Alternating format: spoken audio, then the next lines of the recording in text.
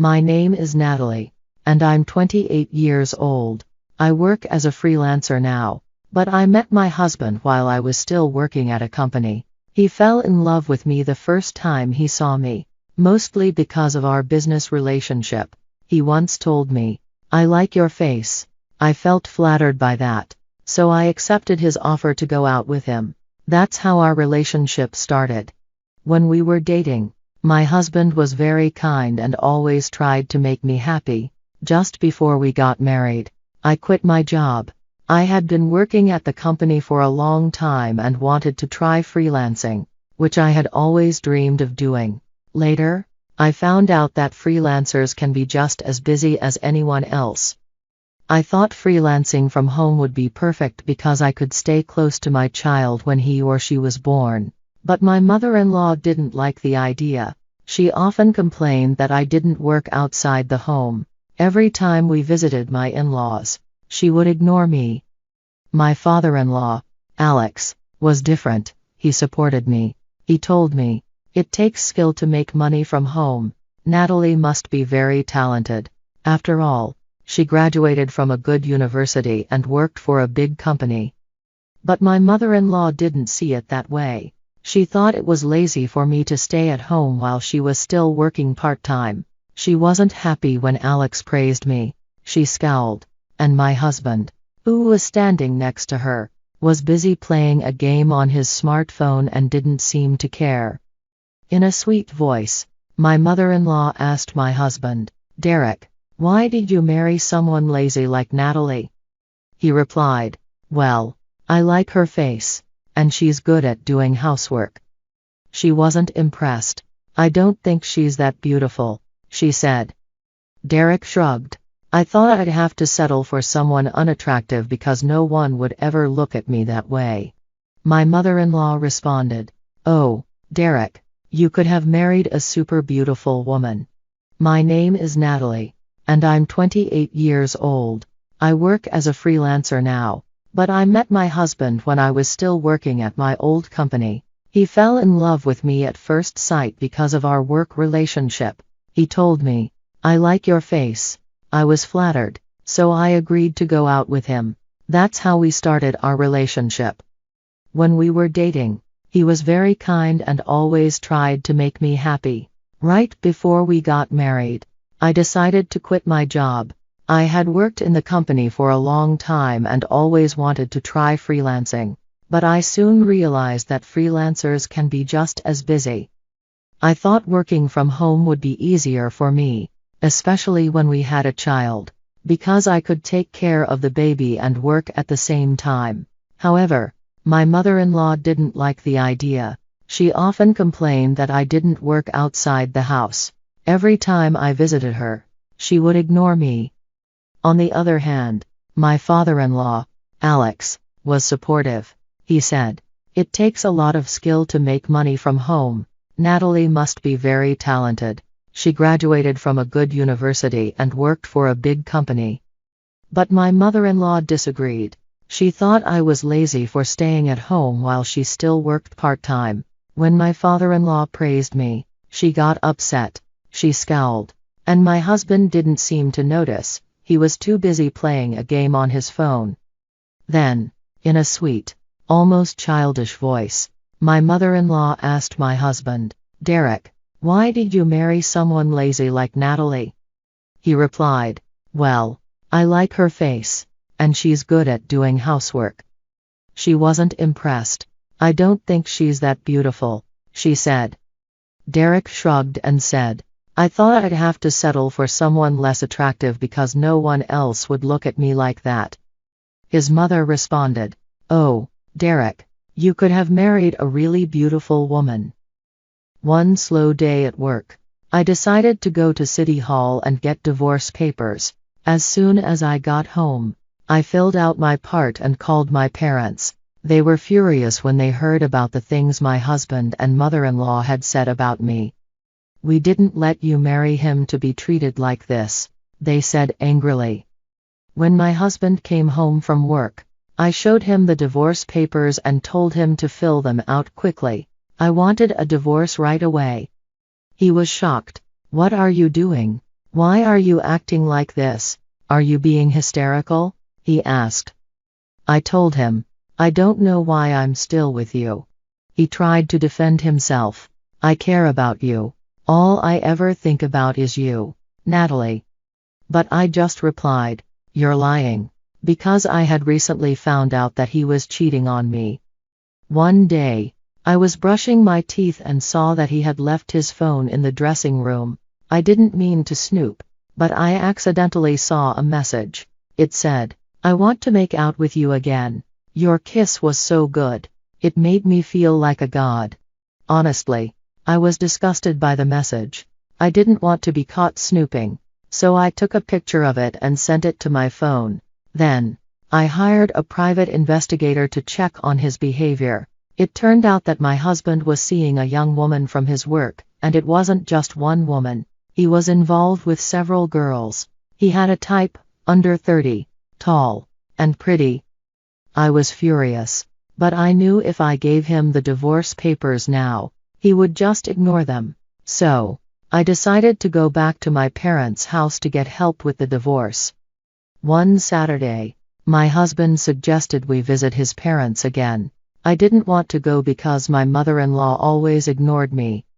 But he said, my mom wants us to come over today. Oh really? Well, don't be like that. Just get ready, my husband said. I sighed. I love getting ready just to be ignored. No one's ignoring you. It's all in your head, he replied. At least I have your dad to talk to. He's very kind. He seemed offended. What? That makes it sound like you're saying my mom's a bad person. I'm sorry, but that's how I feel, I said. I remembered that my father-in-law had recently shown interest in blogging, so I brought my laptop with me. He's not even 60, but he doesn't really know how to set up a blog yet. I thought maybe I could do my work and also teach him a bit about blogging. When we arrived at my in-law's house, my mother-in-law greeted my husband with a hug and offered him tea. But, of course, she didn't offer me any. I laughed quietly to myself, knowing how much she clearly disliked me. As I sat down, my father-in-law seemed excited. Wow, so this is how you make a blog? He asked. Yes, it's easier than you think, I replied. I thought it would be harder. Is tagging very difficult? It's easy once you get the hang of it, I assured him. Oh, Natalie, I'm sorry for asking you about your blog when you have work to do. No, it's fine, I said. He got his laptop and started setting up his blog.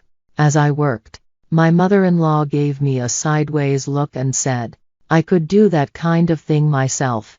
It's just simple typing. That was clearly sarcasm. When I responded, she ignored me again, so I said sarcastically, no need to be rude. After that, my husband kept insisting that we go to his parents' house more often, but I really didn't want to go. One day, he said, it's my mother's birthday today.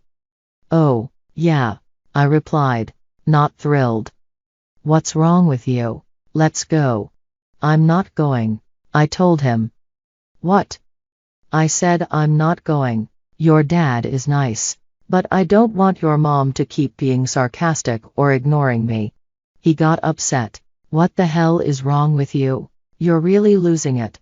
You're the one who's crazy, I shot back. What's wrong with you? You're such a lousy husband. He suddenly got really angry and stormed out of the house, heading to his parents' place. As soon as he left, I quickly packed my things into an overnight bag. My husband had always stopped me from going back to my parents' house before, but this time I knew it was my chance to leave. Does my husband even care about me, or is he just afraid to get divorced because it would bring shame to his family? Maybe he feels guilty about the affair. Either way, it doesn't matter to me. I'm going to get a big alimony payment out of him. When I got back to my parents' house, they told me they would never let me see my in-laws again. When I told them that my husband had been cheating on me, they were furious. Their faces turned red. and they cursed, saying, "I can't believe he's such a lousy man." A little while later, my husband called me. "Hey, where are you? Why is your stuff missing?" I calmly replied, "I'm not coming back. I'm at my parents' house." "What? What are you talking about? Are you stupid for going back to your parents?" "No, you're the one who's stupid. Not only do you look down on me, but you're cheating on me too." He sounded defensive. "Well, you thought you were a good kisser, huh? I had to pretend all these years, but from the first time I kissed you, I thought you were terrible." He seemed shocked. "Why would you say that?" "I don't care anymore. It's disgusting. I'm divorcing you." He panicked. "Wait, if you divorce me, you'll ruin my reputation." "You're so full of yourself," I said and hung up.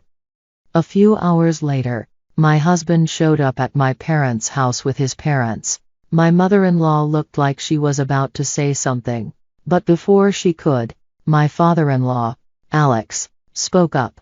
He turned to my father and said, "Sir, I'm really sorry for everything we've done. I wish I could have done more to help Natalie." My father, already angry, shouted, "Hey, who do you think you are? I can't believe how stupid your wife and son have been." Alex just responded, "Stop it."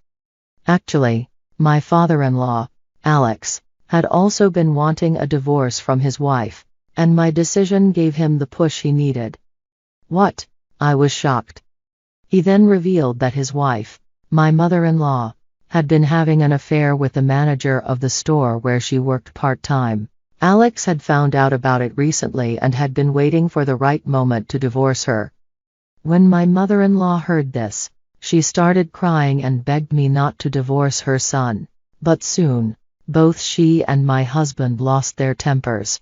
Completely stunned, my parents were just as shocked.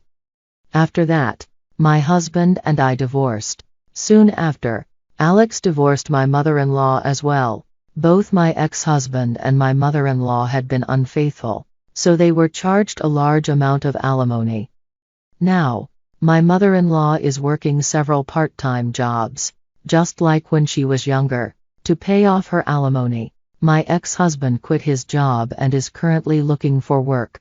They are living together in a small studio apartment, and honestly, they seem like a perfect match for each other. As for me, I'm staying at my parents' house while searching for a new place to live.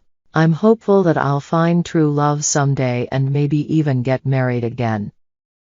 If I uninvite my 32 female sister-in-law, 30 female, I'll call her Tina from my baby shower because I think she's in love with my husband. My husband, 33 male, and I met each other at a ski lodge 9 years ago. I was with my young daughter and a female friend and her child. My husband was with his 2 brothers and 3 sisters and a few friends. There was a singing competition, and both of us were set up by our friends to enter it. Sparks flew during our duet, and the rest is history. Back to our first meeting. This was the first time I caught on to my sister-in-law disturbing behavior.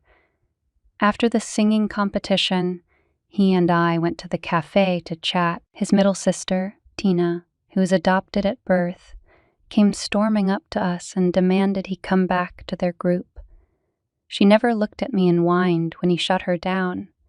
She ran off crying and apparently took her sister's room keycards and locked them out, so they had to stay with the friends in their room. Fast forward to when we bought a house together. We had a housewarming party and invited family and close friends. Tina showed up in a sexy club outfit. She ignored me the entire time and hung all over my husband, EVUF at the time. She kept recalling tales of them when they were little and how close they were. She'd kiss him on the cheek, hug him, and touched his arm when laughing. He was visibly uncomfortable, so I stepped in. At first, I just thought she had a crush on him, but the way she was acting looked like she was the girlfriend and not me. She was going around telling everyone that he used to say he never wanted to have kids, but now he's playing daddy to my daughters. One of my friends said she thought Tina was weird for talking about how hot his modeling photos were when he did print work back in college, and that her favorite photo was of them at a beach in Hawaii during a family vacation a few years back. The most bizarre thing she told a few people was that he had never dated a woman of color before, and now all of a sudden he's in love. It's only bizarre to me because she's biracial, so I don't know why this would bother her, unless she's jealous of me because she wished she were me. Then things go south at the end of the night when he gets down on one knee and proposes to me. She started crying and ran to the restroom. Their dad went to check on her and then drove her home. I knew exactly why she was upset, but my husband always equated her behavior to jealousy because she never had healthy relationships. After that tantrum, she skipped our wedding, baby shower, our children's birthday parties, and other family events that we attended. I was fine with extending invitations because I knew she wasn't going to show up.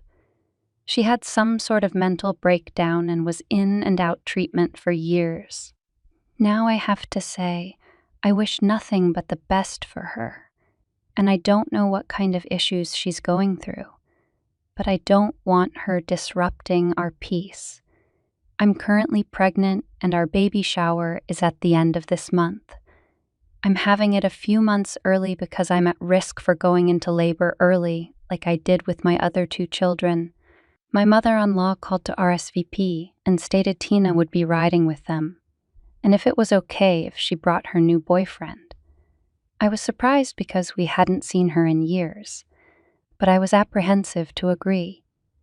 Eventually, I did agree and hoped that she resolved whatever caused her so much distress when she was around my family. Well, it took all of 24 hours for her to start her nonsense. She texted my husband paragraphs at 3 a.m. telling him how she felt about our family. First, she went on to say how much she missed them being close and how I came in and destroyed their close relationship when I barely said 50 words to her in 9 years. She asked him if he was happy with his life because, again, he used to say he never wanted kids or to get married. She then asked if he thought about her in all this time, and if he could meet up with him before the shower and talk alone, face to face. That was the last straw for me. I asked my husband if he knew she was in love with him, and he just shrugged and said he didn't doubt my theory. Apparently, when she was 11, she asked if they could cuddle and kiss, and he said no. He admits her behavior since then has always been weird and dramatic, but he didn't pay her much attention because there were many siblings and they all hung out all the time. I asked him if he could uninvite her and this new boyfriend because I think she's going to bring drama to our baby shower. He said he wants to talk to his parents first to see what kind of state she's been in, but I know in my gut that she's ready to ruin our day with her theatrics. So am I the asshole for wanting to uninvite her to the baby shower? Edit. For those of you wondering if anything intimate ever happened between them, the answer is no. I am 100% certain of this. He has a total of 3 adopted siblings, 2 a faux and 1 May. He says he sees them as blood-related siblings because the 3 of them were adopted at birth. He's the second youngest, and they're all within 4 years of each other, so all he knows them as siblings. He said he chooses to ignore her because she's always been dramatic. He's always worried about her physical safety because she's suffered from depression for as long as he can remember, so he tries to handle things gently. He's not opposed to uninviting her, but he does want to know what his parents think about her mental state and whether she can behave. Second edit. So I keep seeing something about High School Musical. I'm a little too old to have watched that show movie, but didn't know about that plot. I changed some details of how we met so this post wouldn't be immediately recognizable, but it's very much, unfortunately, my life right now. My husband is on his way home right now, despite having another 3 hours left at work because his phone kept blowing up. He didn't sound good on the phone, but he wouldn't tell me what was wrong. I don't want to call back his mom and other sister to ask what's going on, but I'll try to post an update when, hopefully, we come to a final solution because I'm stressed and over this. Update. This will probably be my last update since my husband, and I decided that we need to be completely removed from sister-in-law drama, so we can focus on having a healthy pregnancy and family life. I have an appointment with a primatologist, a high-risk prenatal doc tomorrow morning that was scheduled weeks ago to check on the baby. Thank you to those who were concerned about me and the baby. So I don't even know where to start. So I apologize if this update seems all over the place. I also have to point out for the person who went through my comment history, I switched the numbers, genders, and event details so I wasn't as easily identified in real life. I have a professional license, so if someone recognized me and thought I was being unethical due to the nature of the post of avoided certain verbiage, because of my job, I could be brought in for a review, which I would much like to avoid, so I'm sorry I can't be 100% truthful with all of the details. I tried my best to keep the most important information as factual as possible. My husband ran home because Tina blew up his phone, texting and calling. Now, my husband always texts or calls me on his lunch break to check on me, even before the pregnancy, so I knew something was wrong when he didn't. Since he left Tina on red, she started calling and sending a slew of unwarranted and degrading texts about me and our children. So basically Tina being Tina. He didn't run it by me, but he sent her a long paragraph, which he showed me when he got home, basically telling her off and told her that he would rather never speak to her again than listen to her talk bad about our family. He told her she would never be invited to any of our family functions and that she needed to check herself back into the hospital if she thought their sibling relationship was ever closer than it actually was. He closed it by saying he would let the family know the reason she was uninvited and that he hoped she's either seeing a therapist or would find one immediately. I'm not surprised at his response because the things she said pushed him to that breaking point. I think the worst thing she said was that my 2 miscarriages years ago, which would have been our first child together, was caused because we don't actually belong together, and that my body couldn't even carry any of my children to term 32 and 33 weeks deliveries. I expected her to bring something like this up, but I could tell it really hurt him, and that's why he didn't hold back from her. He then blocked her and told me he's changing our phone numbers. He called his parents and the oldest IO sister, whom he is close with, and explained to them why she's never allowed to visit our home. He shared all of their text exchanges, and they were mortified. He asked them not to share our address, and when we changed to new numbers, they assured us that none of them shared this information with her, because she actually asked for his work schedule and mentioned driving up a day early to surprise him. My father-in-law had the most to say, and I get it. It's his baby girl, but he hadn't shared much info beforehand with anyone besides his wife. He said he always knew she had a little crush on him, but after her outburst at our housewarming years ago, they had a conversation about her behavior, and she told him that she had been keeping a diary about him since she was a teenager. She explained it was to process her emotions and to challenge negative thoughts. All I heard was that she wrote about him for years, so there's several journals in their home, probably enforcing her beliefs. Apparently, she only stayed away from my husband because my father-in-law kept her in check and was able to get her hospitalized several times for being a threat to herself. I don't know if all her issues stem from her unrequited love for him. Typing that just made me nauseous, but I hope she gets the help she desperately needs. He asked that they speak with her about his last text, but that we don't want to know the outcome. They told us they would deal with her and apologized for thinking she had resolved her issues. My in-laws are saints, and I thanked them for believing us and keeping her away for all these years. Luckily, she's currently living with them due to her issues, so they're going to speak to her tomorrow morning. The bio-sister-in-law called me when we got off the phone with the in-laws. She told me that she was really sorry because she's the one who hooked the new BF and Tina up and suggested that she show him off at the baby shower, but admitted they had only been dating for like 2 weeks. She said she sent the text Tina sent to my husband to her, the BF, because that's one of her best guy friends and she wanted to protect him. So I'm pretty sure they're probably not a thing anymore.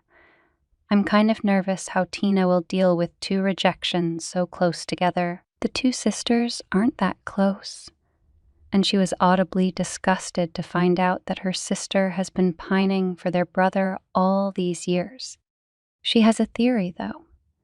She thinks it started with the older bio brother, Sean, because when Tina was little, she would follow Sean around all the time. He's older, so he went off to college abroad. Tina was about 10, and then he permanently moved to Europe. It seems like the crush transferred to my husband when Sean left. Sean hasn't been back to the States since he graduated high school, and no one really has contact with him. So she said she can't call and ask him about it. I have to admit, I'm kind of curious and would have been interested in hearing what Sean had to say, but I'll rest assured knowing our involvement in the whole thing is over. Someone pointed out that Tina is potentially dangerous and could hurt me or our children, and this really scared me. My husband is going to upgrade our alarm system and purchase more cameras. I don't work summers, and will most likely be out on bed rest by the time I have to go back to work, so he wanted to ensure the kids and I were safe when he's away from the house. I forgot to mention we live about 5 hours away, so she would really have to go out of her way to show up here if she somehow found out where we live. So that's it, basically. This will most likely be my only update. I also want to point out for those that think my husband was intimate with her at some point to cause her erratic behavior. If that were the case, she would have loved to throw that in my face over and over. Plus, a guilty man would have tried to silence her a long time ago to keep me from finding out. You don't have to trust him, but I do. Thanks again for all the helpful input. I'm feeling a little more at ease and can't wait to see our closest friends and family at our shower. Sunlight streams through the windows of our mansion in Chestnut Hill on this spring morning. As I prepare breakfast in the golden rays of dawn, the sweet aroma of pancakes wafts through the kitchen. Just imagining my 6-year-old son Noah's eyes lighting up fills me with joy. This 5-bedroom Georgian estate was a wedding gift from my husband's parents. The spacious kitchen is equipped with state-of-the-art appliances, and through the windows, I can see carefully tended tulips in the garden. "Mama, it smells wonderful." Noah's voice echoes as he bounds down the stairs. His blonde curls shimmer in the morning light, making him look like an angel. His big blue eyes are always full of curiosity, and his innocent smile gives me the strength to face another day. "Good morning, Noah. I put extra blueberries in today. Did you finish your homework from yesterday?" "Yes. I finished all my math and kanji. Do you think the teacher will praise me?" Gently stroking my son's head, I plate the fresh pancakes. The amber maple syrup creates tiny rainbows on the table as it catches the morning light. Noah happily picks up his favorite Spider-Man fork and begins to eat. My husband James had left early for work. As a manager at an investment bank, his schedule was always demanding. Though we'd been seeing less of each other lately, I believed it was just because of his busy work schedule. The sight of my tall husband in his gray suit was still my pride and joy. We've been married for 10 years. We met at Lucille, the upscale restaurant where I worked. At this premier French establishment on Newbury Street, James would come every Friday to eagerly ask me questions about wine when I was a novice sommelier. I gradually fell for his sophistication and gentlemanly demeanor. Our first date was at an art museum. After that, it was like something out of a movie: fine dining, weekend drives, and classical concerts. There was always an air of refinement around James. After 6 months of dating, when he proposed under the Eiffel Tower during our Paris trip, I felt an incomparable happiness.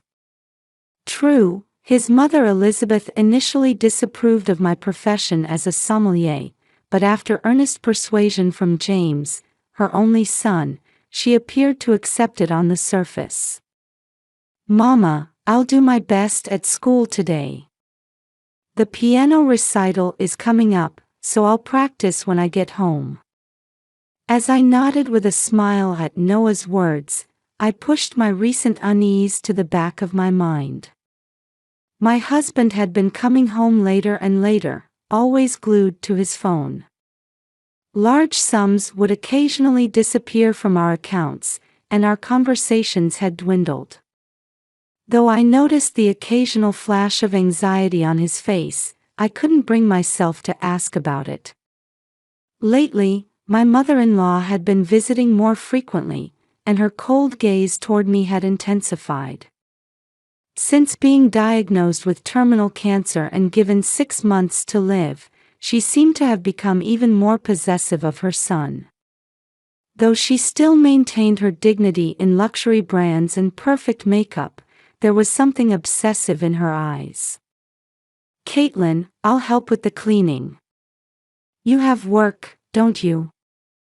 Her tone carried a hint of sarcasm as she invited herself in. To her, a prominent figure in Boston's high society with $300 million in assets, my job was still apparently distasteful. But right now, I want to focus on the happiness before me. I'm giving my all as a sommelier at Lucille, James at his investment bank, and Noah at the prestigious Beaver Country Day School. My best friend Mary supports me as the chef at the same restaurant. Our lunches together are precious moments of respite for me. "Hey, Kate. You haven't seemed yourself lately. Is something wrong?" Even yesterday during lunch when Mary asked me this, I deflected with a vague smile. I climb into the Lexus RX to take Noah to school. The spring streets of Boston, with tulips in full bloom, look like a postcard. The city is bustling with the Red Sox season opener, and Boston Marathon support banners flutter along the roadside. These morning drives are precious mother-son time. See you after school. Have fun in art class. As I kiss Noah goodbye at the school gates, a small worry crosses my mind. But I had no way of knowing it was a prelude to an irreversible tragedy. During the morning at the restaurant, there's a meeting about the new wine list. I change into my white sommelier suit and carefully pin up my curly hair. My reflection in the mirror looks the same as always. Yet my intuition tells me something is definitely changing. The morning work at Lucille progresses as usual. While I'm absorbed in selecting wines for the new list, my best friend Mary approaches me. Kate, how about lunch? I made a new quiche. Mary is my only close friend and Lucille's talented chef. Lunch breaks with her have become my daily comfort. Mary, I've actually been worried about something. Just as I was about to tell her about my husband's recent behavior, my phone rings. My mother-in-law's name appears on the screen. Caitlin. I've prepared a special dinner tonight.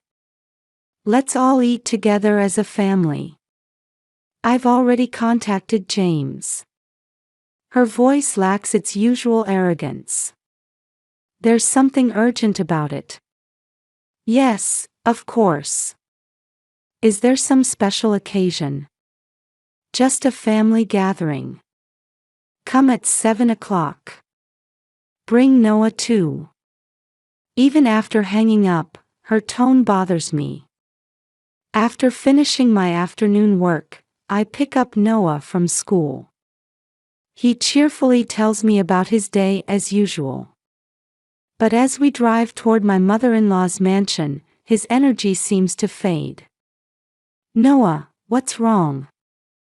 Are you feeling sick? Yes, my head hurts a little. The mansion at twilight seems to carry a heavier atmosphere than usual. The crystal chandelier casts a cold light, and the room filled with expensive furnishings is eerily quiet. My mother-in-law is already seated in the dining room. She's wearing an expensive dress with perfect makeup. But there's an unfamiliar look in her eyes.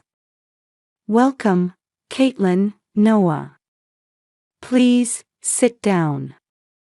The table is set with a full French course, hors d'oeuvres, soup, main dish, and dessert. Everything is plated with restaurant-quality perfection. Sorry, I'll be a bit late. A message arrives from my husband. My mother-in-law shows no particular concern and begins pouring wine. You know this wine, don't you? It's a 2015 Chateau Margaux. As a professional, I knew the wine's value. It easily exceeds $1,000 per bottle. Such an expensive wine isn't usually opened for a regular dinner. James arrived 30 minutes later. He seems somewhat unsettled as he takes his seat. His usually perfectly knotted tie is slightly askew. Mother, is there some special reason for today? Just a family dinner.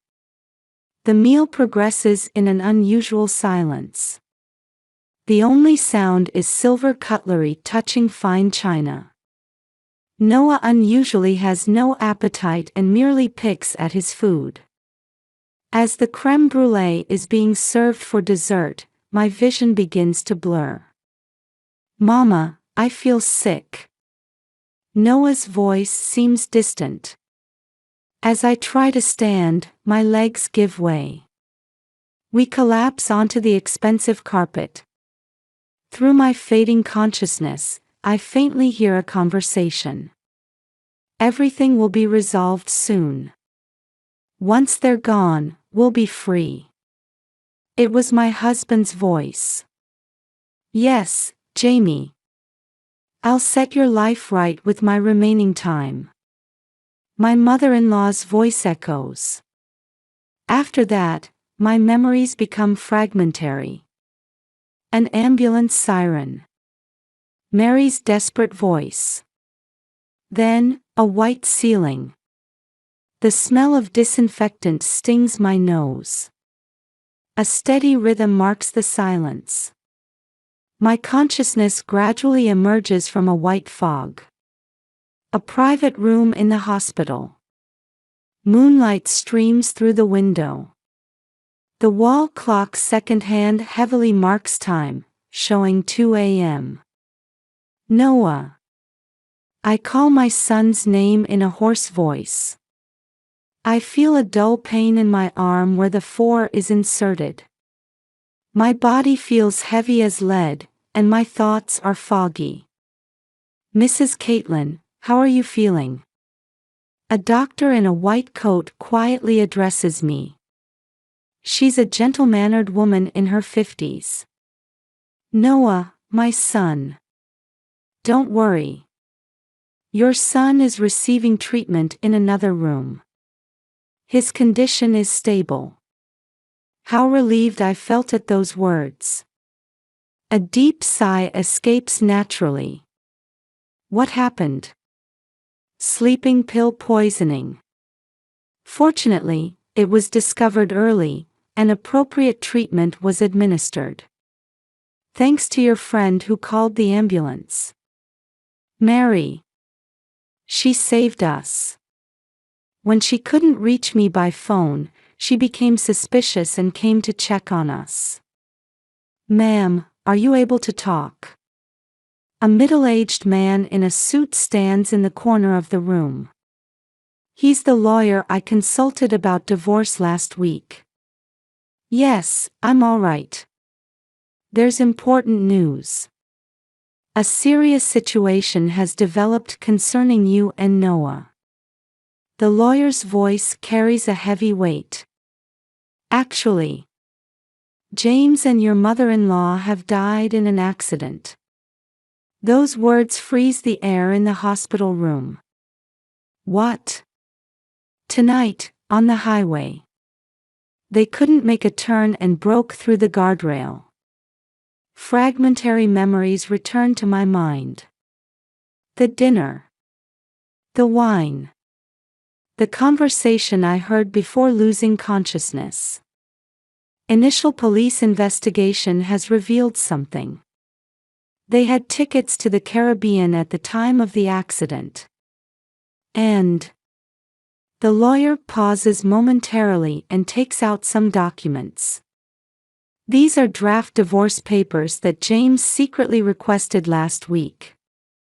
They specify no child support or alimony payments whatsoever. My hands are shaking. Looking back, I had also consulted a different lawyer about divorce last week. My husband's changed behavior, the increasing secrets, the disappearing money. I knew we couldn't continue like this. Actually, the police contacted me. They found interesting evidence in James's car. Just then, the hospital room door opened. Let me explain. A detective with a commanding presence appeared. She stands straight, fixing me with a sharp gaze. I'm Detective Sarah Murphy from Major Cases.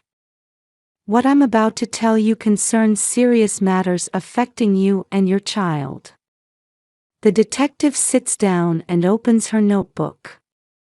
First, we found a large quantity of sleeping pills in James's car. They were obtained using your mother-in-law's prescription. And on the laptop in the car. She pauses briefly, sending me a glance as if checking my condition. Details of a murder plan were recorded. Those words send chills down my spine. According to the plan, after rendering you unconscious with sleeping pills, they intended to return at midnight and submerge the car in the ocean. I grab a glass of water with trembling hands. My throat is dry. My thoughts wander between reality and unreality. Why? While we're still investigating the full motive, several facts have come to light. James had substantial debts, and we've confirmed the existence of a 26-year-old mistress. The detective's words continue relentlessly. Your mother-in-law had terminal cancer with little time left. We believe she tried to resolve her son's financial collapse before dealing with the inheritance issues. Just then, a familiar voice comes from the hallway. Mama. Noah enters in a wheelchair, accompanied by a nurse. Noah. We embrace. Warm body temperature, steady heartbeat. We're alive. We can live. Ma'am, there's one more report. The lawyer speaks again. Your mother-in-law's will hasn't been found. This means the legal inheritance applies, and all assets will pass to Noah. I'll assist as guardian in managing the property. Moonlight streams through the window, gently illuminating mother and son. A nightmare-like event. But we're alive. We can greet another morning. Mama, I was scared. It's okay now, Noah. We have many more tomorrows waiting for us. As we embrace, dawn breaks around us. I was finally beginning to understand that this wasn't an ending, but a new beginning. A week after discharge, I learned the whole truth in an interview room at the police station. The mountain of documents Detective Murphy brought revealed my husband's life that I never knew. First, let me tell you about James's financial situation. The detective opened a blue file. It contained unbelievable numbers. He was a gambling addict. His casino debts amount to $50 million. Furthermore, embezzlement at his company has been discovered. The repayment deadline was the end of this month. Bank statement copies, stacks of IOUs spread across the desk. Desperate numbers written in my husband's handwriting. Luxury car loans, credit card bills, casino collection notices. The public face and the private face. The true identity of my husband, who led a perfect double life, was now being revealed. And this is the decisive evidence. The detective presented a luxury apartment contract. This is a lease agreement for a new home with his mistress, Jessica Morris. It seems they were planning a new life on St. Lucia in the Caribbean. My hands shake. 10 years of marriage. Memories of the family we built together. Was it all just perfect acting? Now, let me explain your mother-in-law's involvement. This time, a red file is opened. Elizabeth was diagnosed with terminal pancreatic cancer 3 months ago. 6 months to live. Right after that, unusual movements began. Security camera footage plays one after another. Secret meetings at the hospital late at night. Private discussions in luxury hotel lobbies. The murder plan for mother and son had been developing since then. Large quantities of sleeping pills were prescribed to Elizabeth by her primary physician. Under the pretext of cancer pain. The detective spread out new materials. Furthermore, this is the notebook detailing the plan. The notebook contained meticulous entries. April 15th, location, home dining room, mix sleeping pills in wine, create alibi of business dinner, dispose of car in ocean at 2 a.m. Everything had been planned. Our lives were scheduled to be erased so simply. Why that particular night? To my question, the detective answered gravely. Elizabeth's condition suddenly worsened. She probably wanted to fix her son's life with her remaining time. Heavy silence falls in the interrogation room.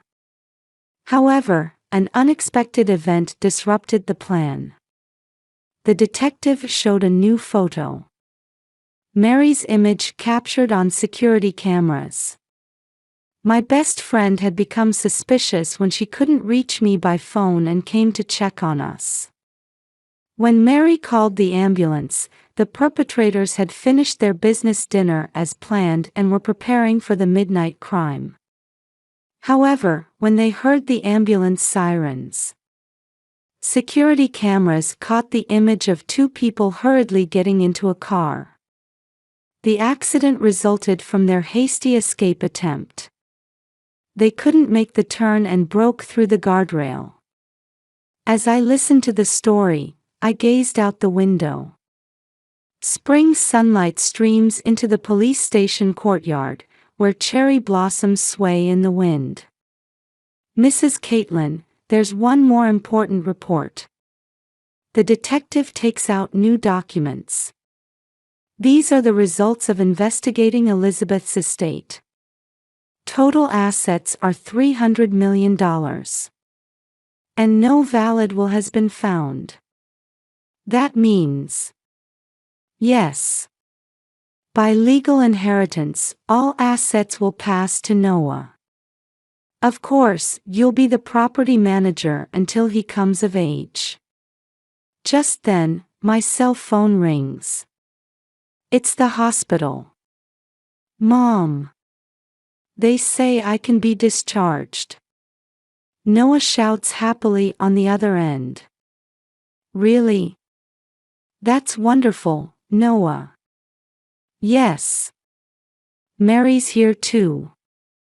We're going to look at the new house together, right? That's right. The new home Mary found for us. A house in a quiet residential area, a little way from Chestnut Hill. The place where our new life will begin. Mrs. Caitlin. The detective smiles gently. The remaining procedures can wait. Your precious son is waiting. I stand up and grab my bag. As I leave the police station, spring breeze caresses my cheeks. Flower petals fall as if blessing us. While driving, I thought about how this tragedy had brought us a new life. The wounds are deep, and healing will take time. But Noah and I have a future. And we have friends like Mary. When I arrive at the hospital, Noah is waiting in a wheelchair with Mary by his side. Mama.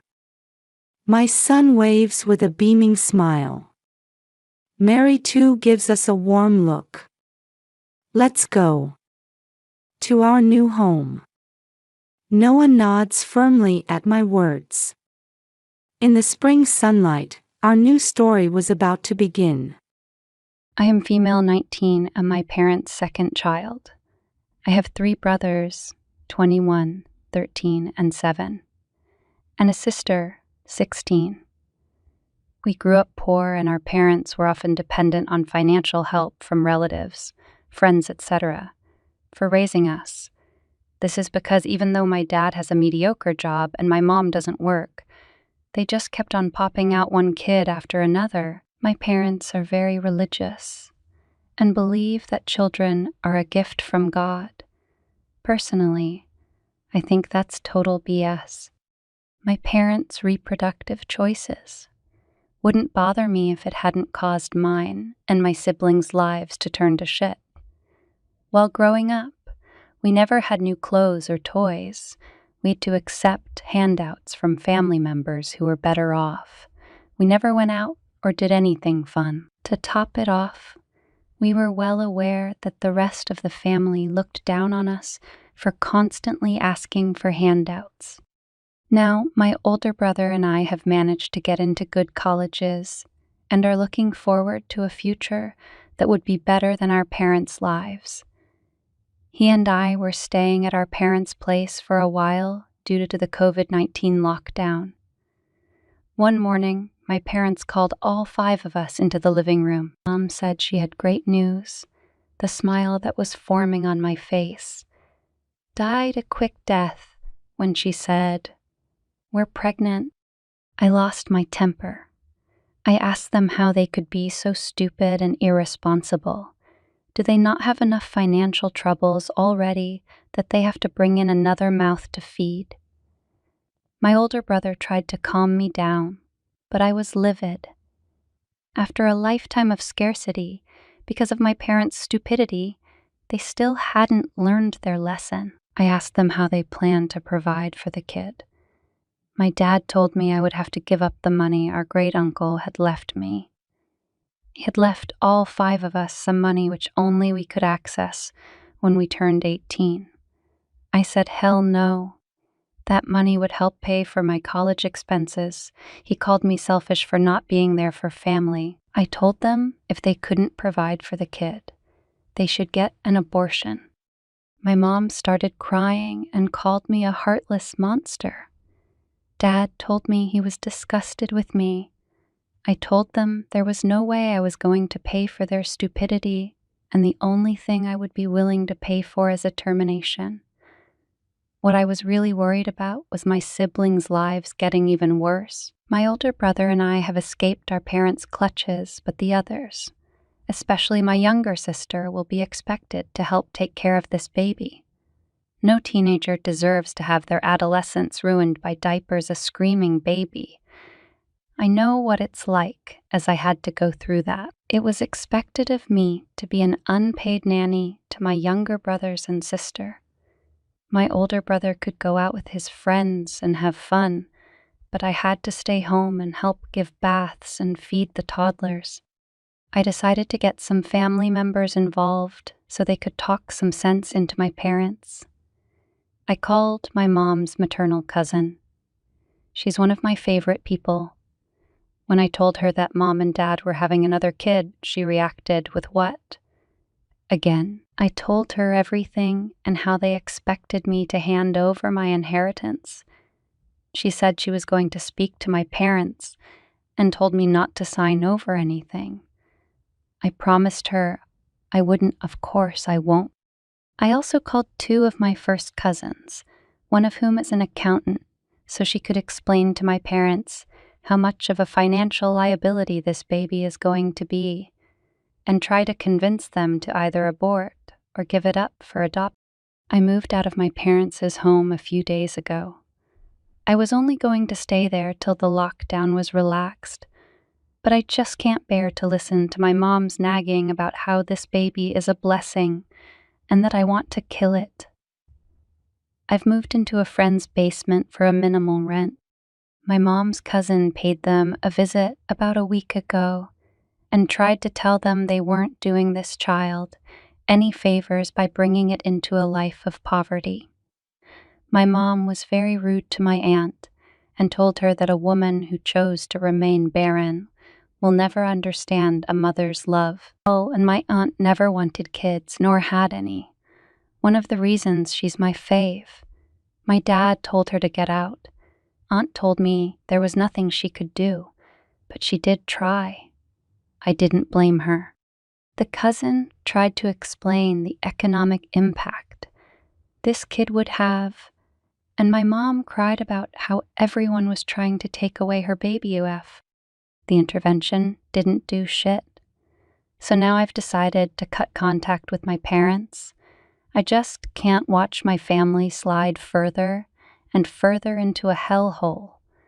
I'll be maintaining contact with my sister 16, just to make sure my parents can't brainwash her. My older brother is going to stay in touch with all of them, which is a good thing as he can act as a link between me and the other siblings if my parents ever forbid them from talking to me. Otherwise, I'm done with these people. At it. I want to thank all of you for your kind and supportive comments and for the awards as well. Relevant comments. My parents can't touch the money. Only my siblings can withdraw it when they turn 18.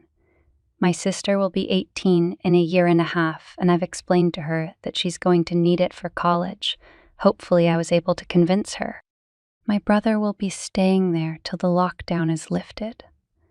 I'm glad he's there actually, as he can be my eyes and ears for what's going on over there.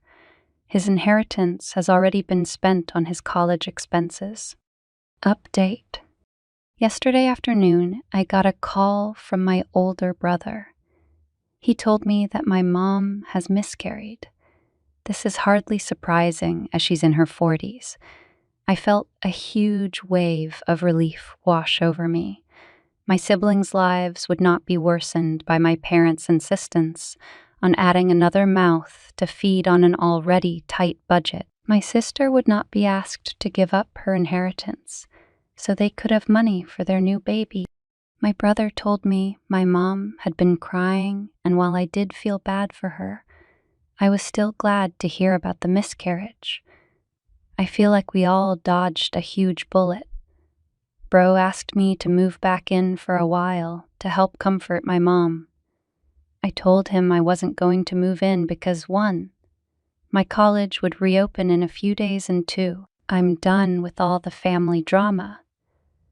However, I did agree to come visit my mom, if only out of courtesy. In the evening, I went over to my parents' place.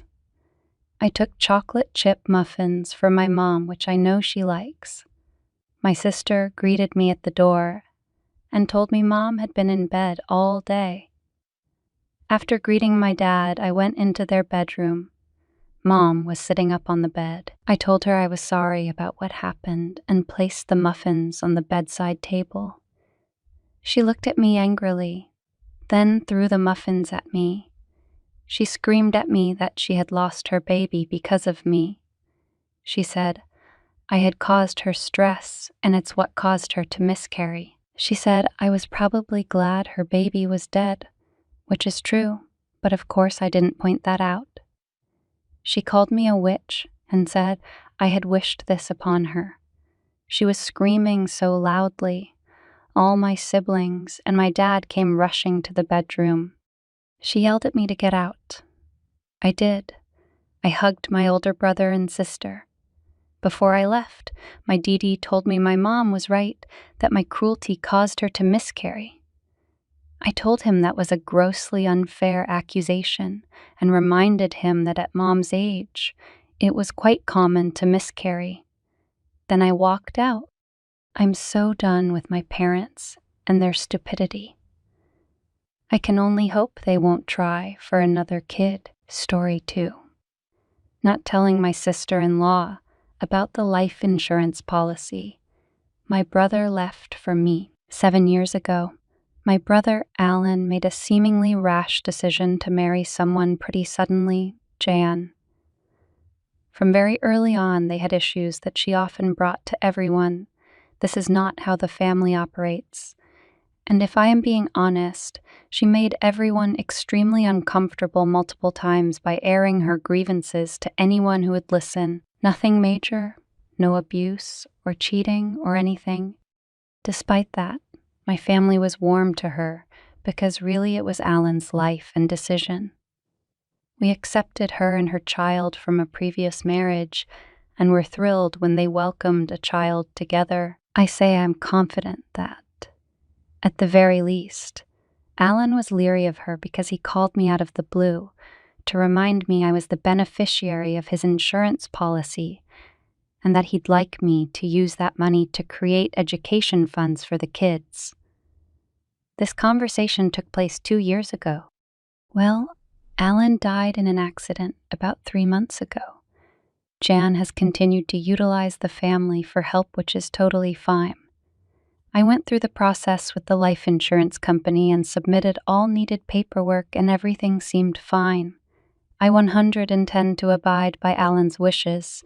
Everything was okay with Jan until recently. Recently, Jan started acting outwardly hostile, accusing my and Alan's mother of stealing Alan's money. Jan, likely with the urging and help of a third party, went digging into information about life insurance and learned that there is a policy, though she could not get additional info as she is not the beneficiary. This appears to be where and when she decided to start acting hostile. She is outwardly confrontational to my mom, not. I attempted to sit down with Jan and explain things with the help of a translator, believing that perhaps a language barrier and a lack of understanding of how these things work were creating problems. She is not originally from here. She went off screaming about how she's his wife, and the money is hers and my mother is stealing from her. I tried to explain that my mother has nothing to do with this, and I'm not stealing anything. She wants to hear none of it, and seems to waffle between my mother forced my brother to make her the beneficiary, she's not on it, and there was no beneficiary of theirs. She also does not find it acceptable that this money will be going toward the children's educational needs. I don't understand why. She stormed off. I was mortified by her behavior. I left, apologized to the translator, and haven't attempted to speak with her again, although I've seen the children for already scheduled events. So, am I the asshole for not sharing this information with her initially? Aita. Several people have mentioned Jan perhaps being concerned about finances. Her finances are fine. Additional funds have been dispersed to her and will continue to be. The children are in no danger, nor is she. Comments. I think you just found the reason why your brother made you the beneficiary and didn't tell her. NTA. If your brother felt she needed to know, he would have told her. Up is Ente and is 100 doing the right thing. But she lost her partner of 7 years, is going to be a single parent for the second time, but now with 2 kids, and she feels betrayed by her partner with no way to reconsider it. Some empathy by people in this thread is probably in order. I wish we still had awards to give. A little grace would be beneficial here. She just found out her late husband, the adoptive biological father of her children, did not trust her, and made plans that cut her out of money he hid from her after he passed. Wouldn't it be emotionally easier to rationalize that away, to say the mistrust came from someone else, than to believe someone you loved, trusted, relied on, and now have to grieve didn't, or couldn't trust you and excised you from plans allegedly for your kid's future without your involvement, excised you from his death? Grief is a bear as it is. Give her time. She may or may not ever see this situation differently.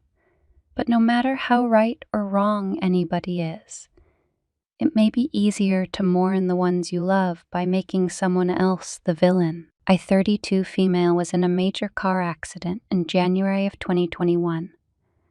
Ironically, I had been taking my boyfriend 36 male to the ER because he had bleeding ulcers and ended up getting admitted to the hospital that night.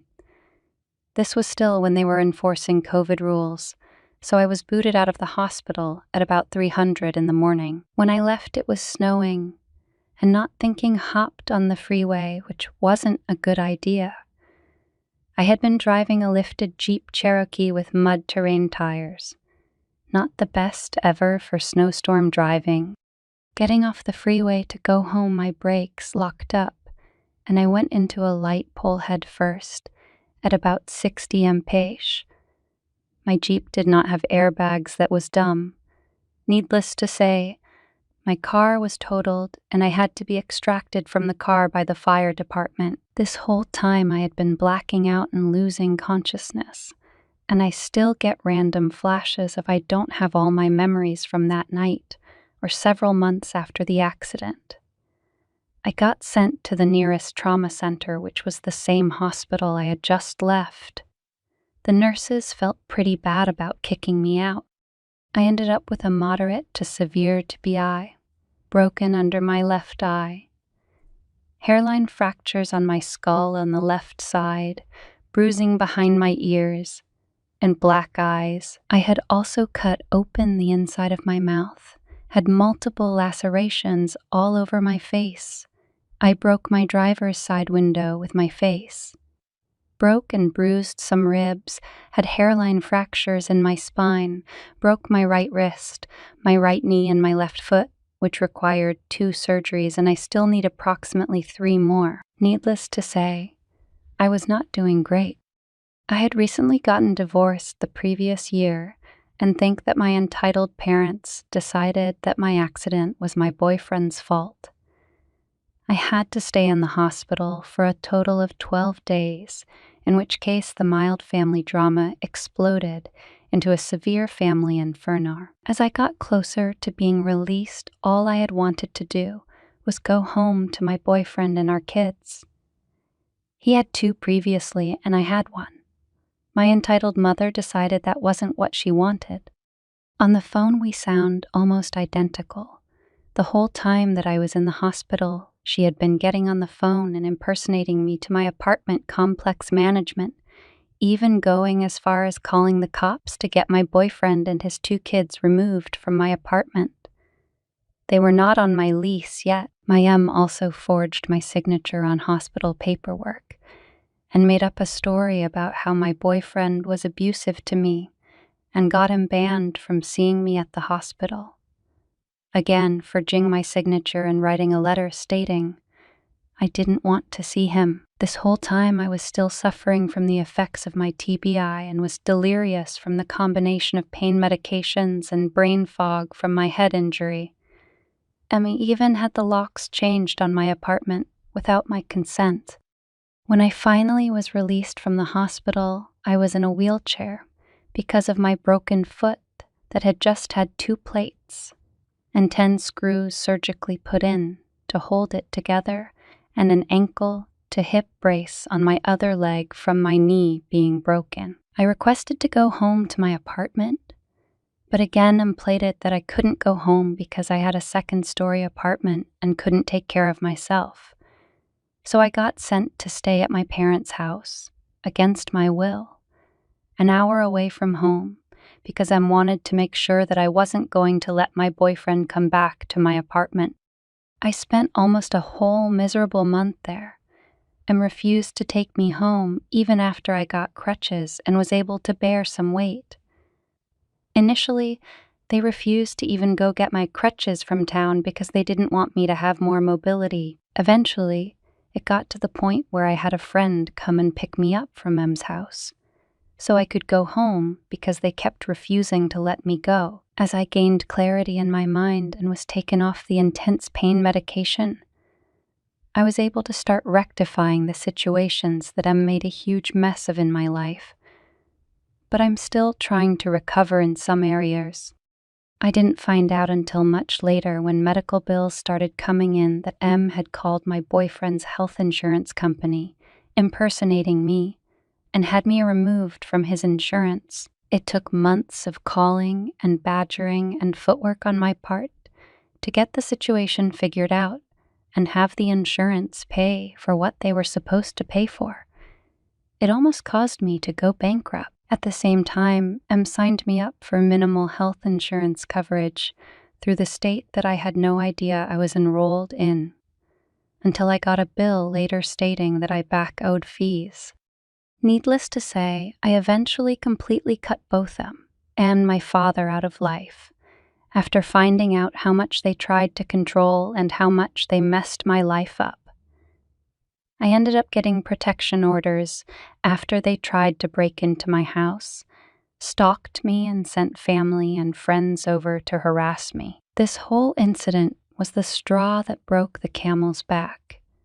There was quite a bit of retaliation on their side that threw my life into a total tailspin ever since. But I'm sticking to my guns and not backing down. Update. Wow. I'm a little overwhelmed with how fast this post exploded yesterday. I was definitely not expecting that. I tried to keep up with as many comments and replies as possible, but I figured this might be an easier way to answer the questions that have been thrown at me. But first off, I definitely understand those who are skeptical about my post. It's more than a little bizarre, and I'm probably not the best at describing some of the situations. But I seriously appreciate all the great advice that has been given, and I'm looking at some of the other options listed in the comments, as well as what I am already doing. I think the easiest part for me to clear up is the questions about the insurance and my getting me off of the insurance I had with my boyfriend and putting me on the state insurance without my or my boyfriend's consent. As an adult, I can call in and cancel my coverage at any time, with or without the policyholder's knowledge. There doesn't need to be a major life change in order to be taken off of a policy, usually just to get new insurance coverage or add someone to insurance. All my needed was the insurance information and access to my information as well as his, which she did. She already had all of my personal information, including my SS number and my insurance information. This is how she signed me up for insurance coverage through the state as well. As some of you speculated, I'm sure it had something to do with the financial control she could exert over me, as well as trying to totally get my boyfriend out of my life. But honestly, I will probably never get the real answers to that. The reason why I didn't get the hospital bills immediately is a pretty easy explanation.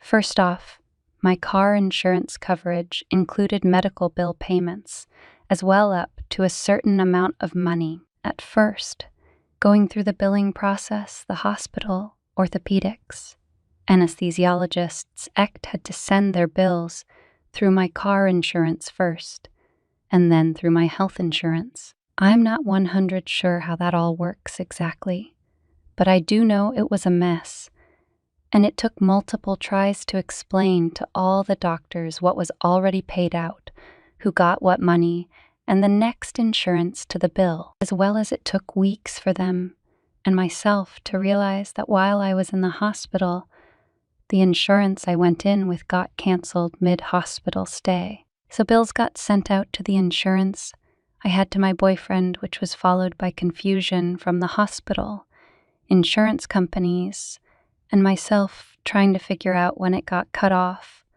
what was covered, and what exactly happened. This takes time. It doesn't happen overnight. My M did tell me eventually what she had done with my insurance and how she changed it, but by that point, it was too late, and I was scrambling to try and rectify the situation and get as much covered from my hospital stay as possible. Even doing that, I still owe nearly $50,000 in medical bills. For those who had questions about how I had gotten on his insurance in the first place, when he started the job, he had the insurance from which we had qualified as domestic partners because of how long we had been living together and how long the relationship had lasted. For everyone wondering if we went to the cops or are filing charges or anything along those lines, it's a very long story, but yes, we are. I have a very good lawyer who actually represents myself and my boyfriend. It took me a while after I got home to my apartment to get to the point where I cut contact with him. When I finally got home, I tried to start seeing my boyfriend again, and we started the long process of trying to heal from what happened since I had essentially kicked him and his 2 kids out of my apartment in the middle of winter. They really had nowhere else to go. The kids ended up staying with friends for a while, and he stayed in his car and rented a hotel room when possible. I wasn't fully aware of what exactly was going on at the time, as M had my cell phone and access to my phone, and while I was at her home, she watched, like a hawk, to make sure that I wasn't contacting him.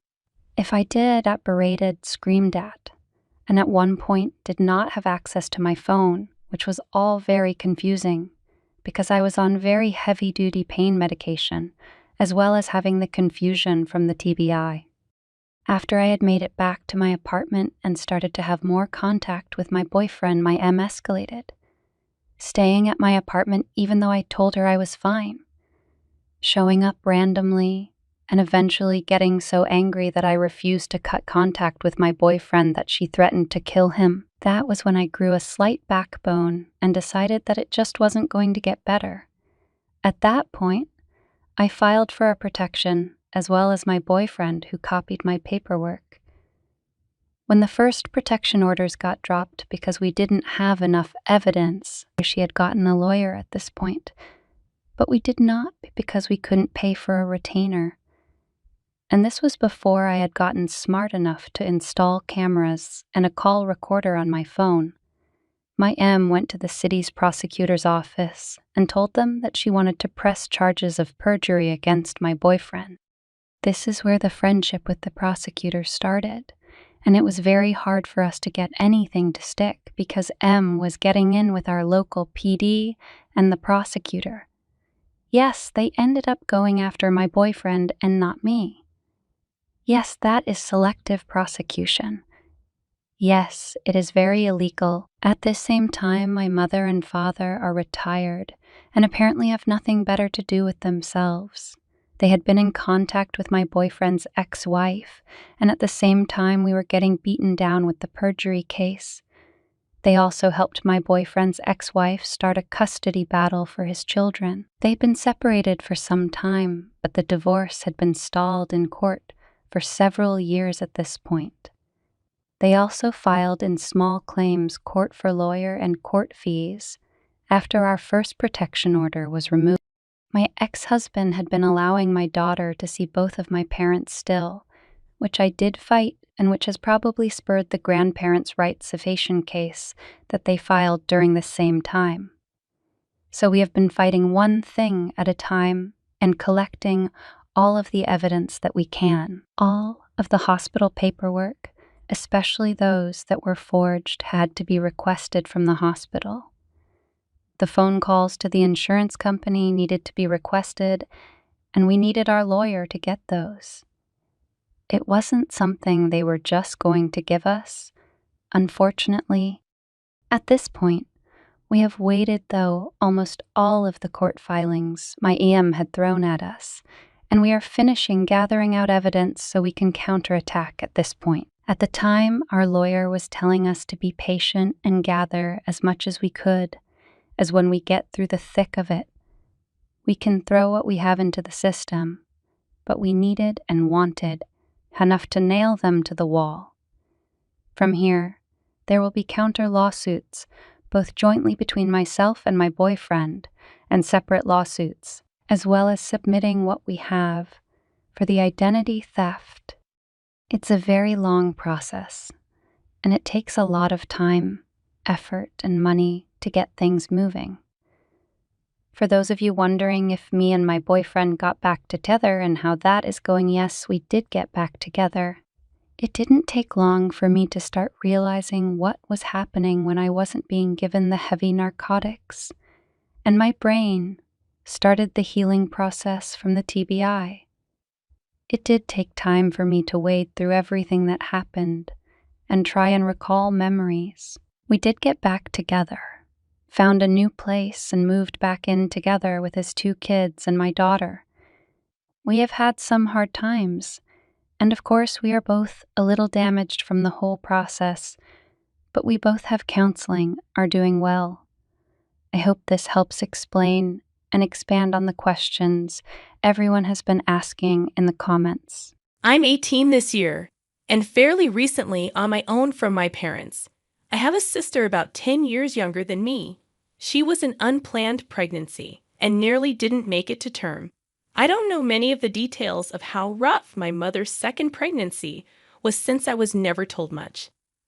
But I do know that it was so hard on her body that my mother could no longer have kids after my sister was born. She was in and out of the hospital repeatedly that year. My mother almost didn't survive the birth either. It made her and my father latch onto my little sister because she could have potentially never been born.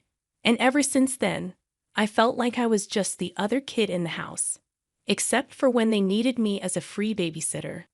The level of favoritism my parents showed long-term has me believing they were genuinely sick in the head for not noticing exactly what it was doing to me. And now it's rebounding on them, which I'll explain here.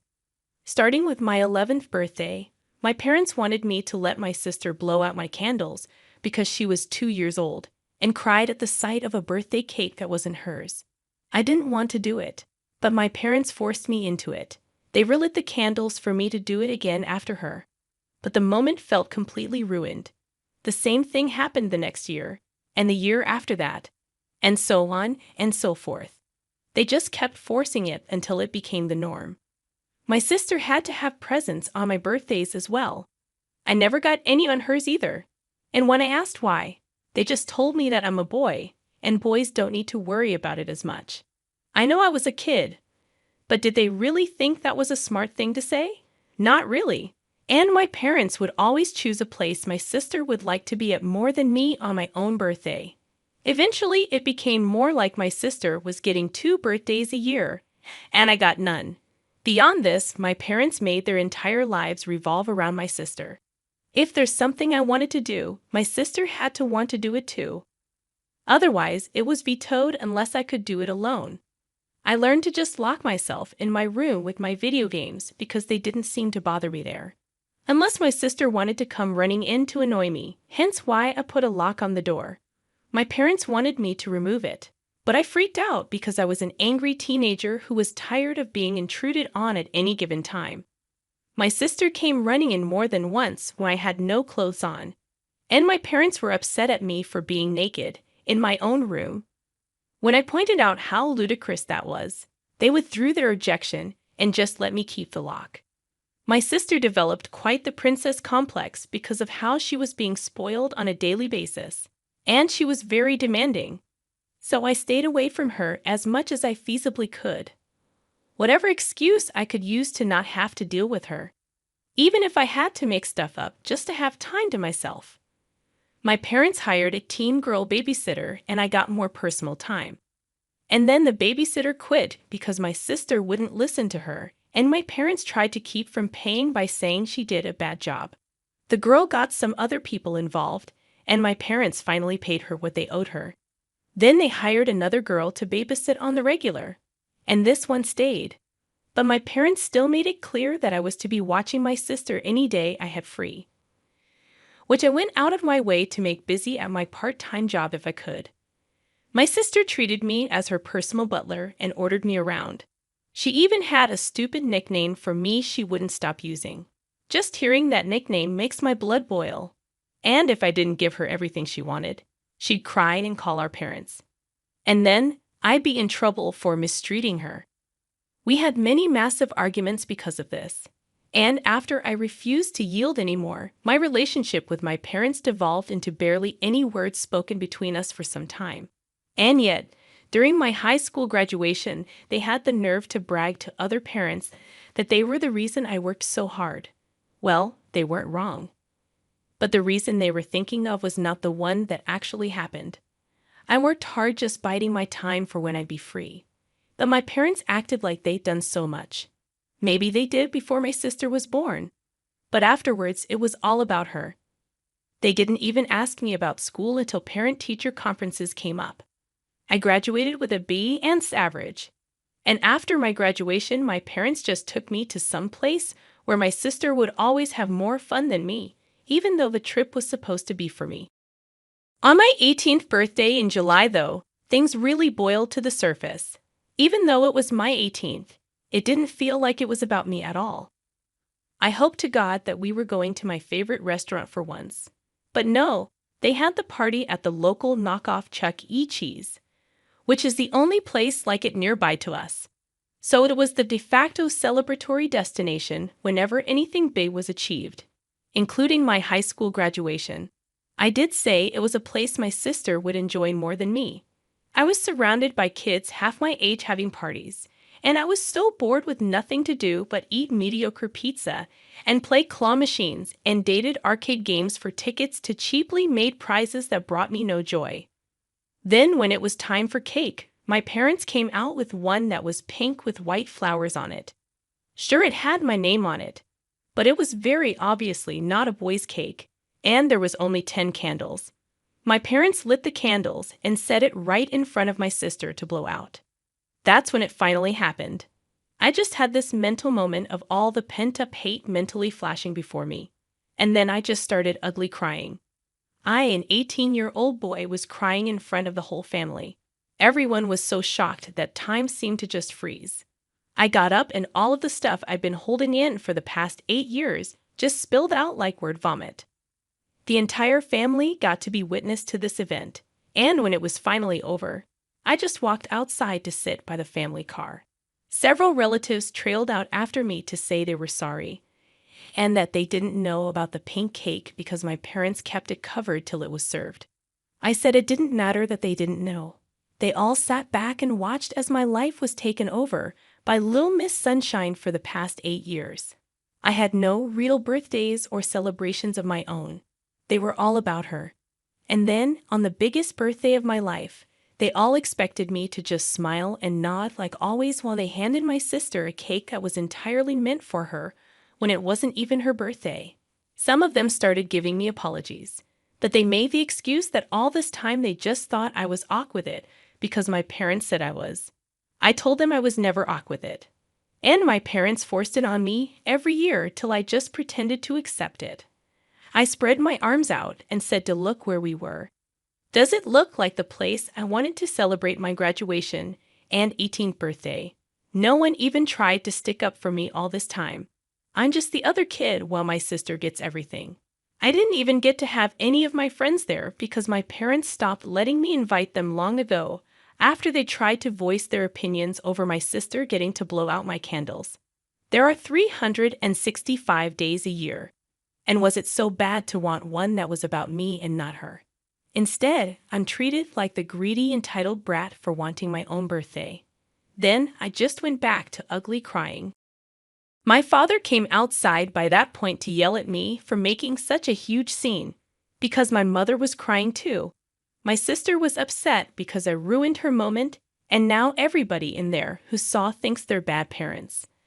I ended up yelling at him that they are bad parents and he should know exactly why.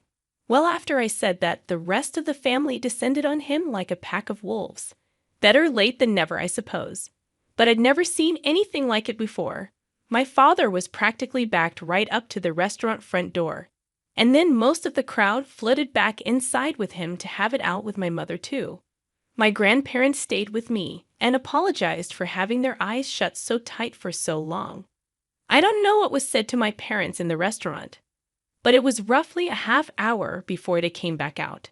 And when they did, they looked incredibly defeated. My mother was still sniffling after crying so hard, and neither of my parents could look me in the eyes. They both awkwardly apologized for what they did, and then offered to redo the party elsewhere. But that wasn't really enough for the crowd.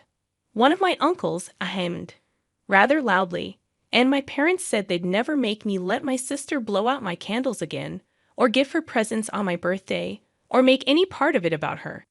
There was another ahem. And my parents also apologized for getting a cake that was obviously not even meant for me, and that they just felt like I wasn't worried about cake anymore at my age. Oh boy, was that the wrong thing to say. I became furious all over again, and yelled at them that my age was irrelevant. They've literally given my birthday to my sister, and had no good reason as to why, and they knew it. Then I said there was no point in redoing the party because it's too damn late. They clearly showed that I mean nothing to them. They ruined 8 years of my life till I became an adult. What future birthdays with them could I possibly look forward to? Well, my father started to get angry at me for saying that. But when the entire family yelled at him, he shut up. My grandfather told him I'm exactly right, and there is no possible way they can undo the damage done now. He said my parents were awful people, played favorites, and treated me like a black sheep ever since my sister was born. And what's more, they were all awful themselves because they just let it happen too. And I'm owed far more than an apology. I was owed my life back. My mother broke down again and tried to come closer to me while crying my name and apologizing. But I refused to let her anywhere near me, and half the family body blocked her from getting close. I just said I couldn't take this anymore and started to walk away. One of my aunts chased me down and brought me back. I could hear multiple family members yelling and cussing at my parents over what happened. But I was so upset, I couldn't even feel happy for any bit of justice after all this time.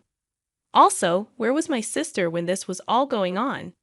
She was still in the restaurant all by herself, eating cake and ripping open presents that were there for me. And if anyone was wondering, yes, my parents served her some cake after I cried and walked out. You'd think doing that wouldn't be their primary focus in the moment, but they were called out on it later. My grandparents got me to calm down and sit in their old minivan while everyone else cleared out the party. My sister threw a huge tantrum after being caught opening my presents, one of which was a brand new smartphone that she threw against the wall and broke because she wasn't allowed to keep it. She literally just got a brand new phone on her own birthday a few months earlier. I ended up being so upset that I was ranting that I never wanted to celebrate my birthday again, and my grandparents let me stay the night over at their house. When I came home, I still didn't speak to my parents. My mother just kept crying because I wouldn't talk to her. And my father was as closed-mouthed as me. The following weekend, my grandparents convinced me to go with them out to dinner. And when we got there, I was surprised to find a whole new party waiting for me. My parents were there, and they kept up with having the "don't hate us" smiles on their faces almost the entire time. There was a big chocolate cake with 18 candles on it. And there was even a banner with my name. They called it my happy belated birthday graduation party because I didn't really get either this year. I did kind of have to pretend to be happy. One good party doesn't undo 8 years of favoritism, or even make a dent in it really. And where was my sister? She was sitting at the table with her arms folded and her lip curled because it wasn't all about her like it used to be. And rather than sing happy birthday for me, they just sang an altered version called Happy Day. Then as soon as I blew out the candles, my sister screamed. I mean, an ear-bleedingly loud little girl scream. My parents had to rush her out, and then bring her back in later looking more upset than ever. She quietly pouted in her seat for the rest of the party. I did still get a new smartphone as well. And my sister got hers taken away, among other things for what she did at the prior party. But the smartphone wasn't all.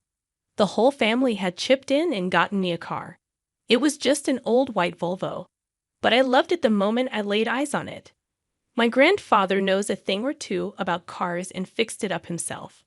I was so happy, but my sister clearly was not, because she let out another one of those screams.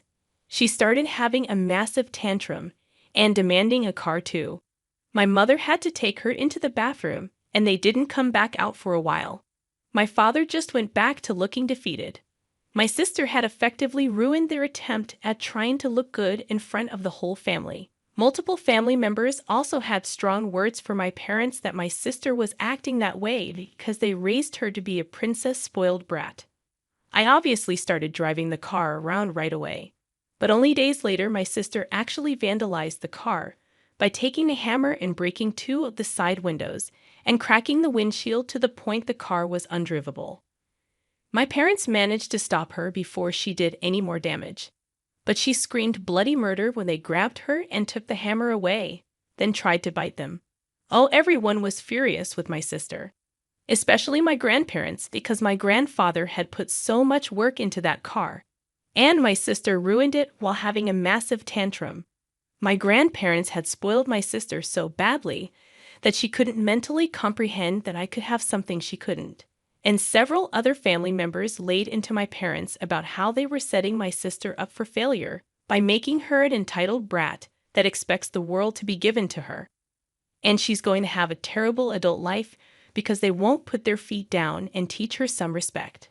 Well, her actions didn't go unpunished.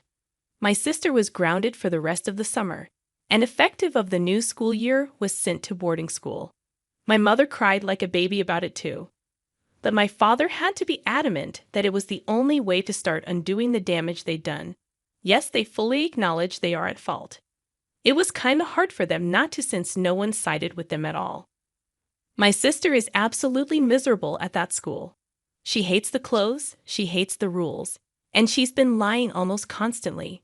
But with cameras almost everywhere now, she's not getting away with any of it.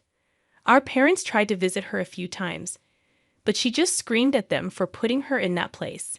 From what I hear, this may be her school life till she's 18 years old.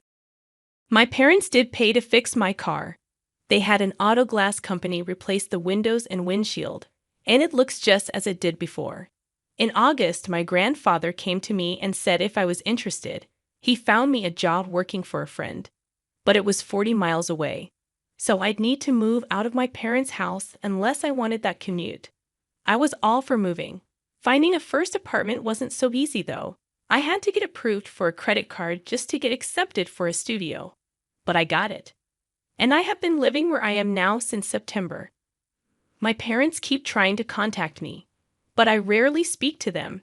Any time we do speak, I just feel awkward and uncomfortable. My grandfather has suggested that they simply don't want to acknowledge how badly they fail as parents, and trying to get me to forgive them will make them feel better about themselves, or something like that. But I'm not going to forgive, Not any time soon. I'm finally happy and away from them. Now they've got nothing. They don't have me, and they don't have my sister. And my parents had to take more hours at work because boarding school for my sister is not cheap. Nor can I imagine was the party they had to throw for me, or the repairs to my car. Empty house, angry relatives, and the only thing they have left is their work. Feels like incredible misery to me, and I don't take delight in it. But it is the result of their own actions after all. Edit. I'd like to thank everyone for all the awards I've gotten. It really means a lot to me. I know my post was long and a lot to read, but I just needed to get the whole thing out, and I feel a lot better after having done so. I noticed a few calling this post fake in the comments in various ways. I do not blame you. I'd be highly skeptical reading this and wondering the same things in your shoes. But I lived it. Some parents just really are like that. I've also been contacted by a few people who went through similar and even way worse situations. With all the bad parents out there, is it really all that unbelievable as to what mine did? Granted, the whole family running back into the restaurant to have words with my parents did seem like a stretch. But I come from one of those close-knit families where we stick together a lot and do things in groups, and it can very easily turn into an entire group against one person at gatherings. I've seen a drunk cousin be surrounded and then removed from the party to sober up in another room because he was being highly inappropriate. I'm not exactly a fan of group mentalities myself, but it ended up saving me because my parents were shamed beyond words for what they'd done. They couldn't even form a proper reason as to why they did what they did to me without sounding like even worse people. So they basically surrendered, saying they have no excuse and are heavily trying to get on my good side. And while a lot of you are praising my relatives for how they helped me, I'm pretty sure a lot of that help was out of shame. They were there for most of those 8 birthdays, save for 2 years because of COVID. But in those other 6, they didn't do anything. They had disapproving looks on their faces that my sister got to blow out my candles. But they just stayed quiet. Why? Well, my dad is the son of the head of the family, my grandfather. And my grandfather is a fairly intimidating person. Be on his good side, and he'd do whatever it takes to help you. Be on his bad side, and the entire family hates you. A good reason why I don't like group mentalities. But once my grandfather basically said they were all at fault for not doing anything to help me for years, they all felt shamed. And they all chipped in for the cost of my car. With so many relatives, they didn't have to donate much each to afford it. I had the receipt for the car when I registered it in my name. They'd bought it for $2,000 and then put more into it for some parts and tires. My grandfather personally gave it a tune-up and changed the fluids. My grandmother deep cleaned the interior. I'm extremely thankful to them all. But I still want to distance myself a bit. I need time to work things out on my own. And I probably won't see my parents again until Thanksgiving or Christmas. Some have also compared my sister to that character Eric Cartman from South Park. And it's a pretty close comparison. My sister is chubby because my parents fed her a lot of junk food. She hates eating anything healthy. I once saw her put gummy bears on mashed potatoes. The thought of eating that combination turns my stomach. Her poor diet also made her spend long periods in the bathroom. My parents had to buy fiber snacks for her to eat just to remedy that. And I don't think they were cheap to get the ones that actually tasted good. My sister is also extremely bossy and likes to think she's in charge. She ordered me around near constantly, which is why I often locked myself in my room to get away from her. She lost a lot of friends for being so bossy and controlling, and my parents would just tell her that the other kids were just jealous of how special she was. My sister even referred to herself as a princess often, and the epic tantrums she had when not getting her way do remind me of Eric Cartman. I know my sister isn't stupid either. She doesn't try very hard at all and had a C average in school. If she actually applied herself, she'd probably be a straight A student. Edit 2. It looks like I've been banned from this subreddit. Not sure what I did, but maybe I made the post too long. Either way, I can't answer comments anymore. Sorry. But I do thank everyone here that gave me positive feedback from the bottom of my heart. Thank you all. I am 19-year-old female, have 3 brothers, 27, 28, and 32. My oldest brother, Ave, got married to Sarah in May. I study halfway across the world from my hometown where my family are. I got really sick a few months ago and rushed to the nearest hospital.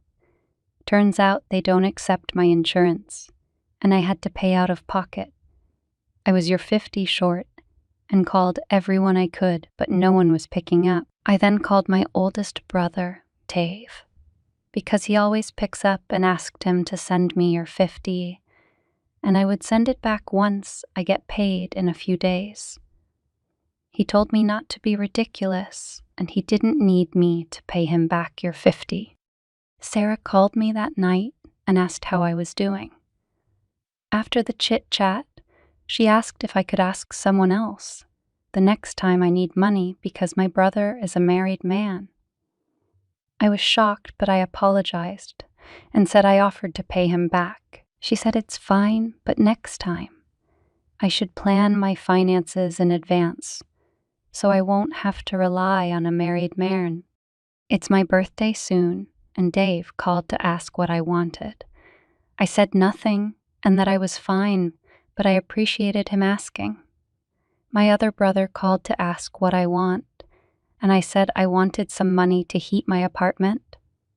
I couldn't afford to heat it this month. He was baffled that I was so broke, I couldn't afford heating, and I wasn't saying anything. He started tearing up on the phone call with me and ended the call and sent me $500 later. I guess he told Dave about the call with me because Dave called me and started interrogating me on why I just told him I didn't need anything, and then asked my youngest brother. He sounded offended and asked why I feel like I can't rely on him. I asked, haven't you spoken to Sarah about this? He was confused on what I meant, and I told him about the conversation I had with Sarah after he sent me the year 50 for the hospital. He said he'd call me back, but he hasn't. A cousin of mine sent me a message a few hours ago saying I was a bitch for meddling in their marriage and that Dave didn't owe me anything. I was like, when did I say Dave owed me anything? I have never relied on him for anything, nor do I plan on it. I mean, I feel bad that Dave and Sarah are fighting it. I can't help but feel weirded out that Sarah did that behind his back, and he had no clue. I've been extremely anxious, and I can't stop shaking. Aita. Update 1. Again, I hope this reaches some of you lol. So my middle brother called me yesterday and asked me to explain what's been going on, and I did. He's always had quite the temper and got very angry about the Sarah situation. He mentioned how Dave is paying the rent for Sarah's 22-year-old brother's apartment. So for Sarah to ask me not to ask Dave for anything at all was so messed up when her own brother is getting his rent paid every single month by Dave. TBH, this made me mad. It's okay for Dave to support her brother, but God forbid he sends me your 50 for an emergency, right? Anyway, Dave called me, and we had a heart-to-heart conversation. I explained to him what I've been going through here, and he was silent for a while. I did mention that if I was in urgent need of something, I still had my other 2 brothers to ask, so it really wasn't that terrible. He said he feels so guilty that I was suffering and he didn't know. He said he won't tell me the details about his discussion with his wife, but he was heartbroken that she would even think of telling me not to rely on him, and has asked her to give me an apology, which she said she did. But at the time of the call, I hadn't received anything. I said I haven't gotten an apology from her, and he told me to check my messages again. Still nothing. He was silent for a while and just sighed.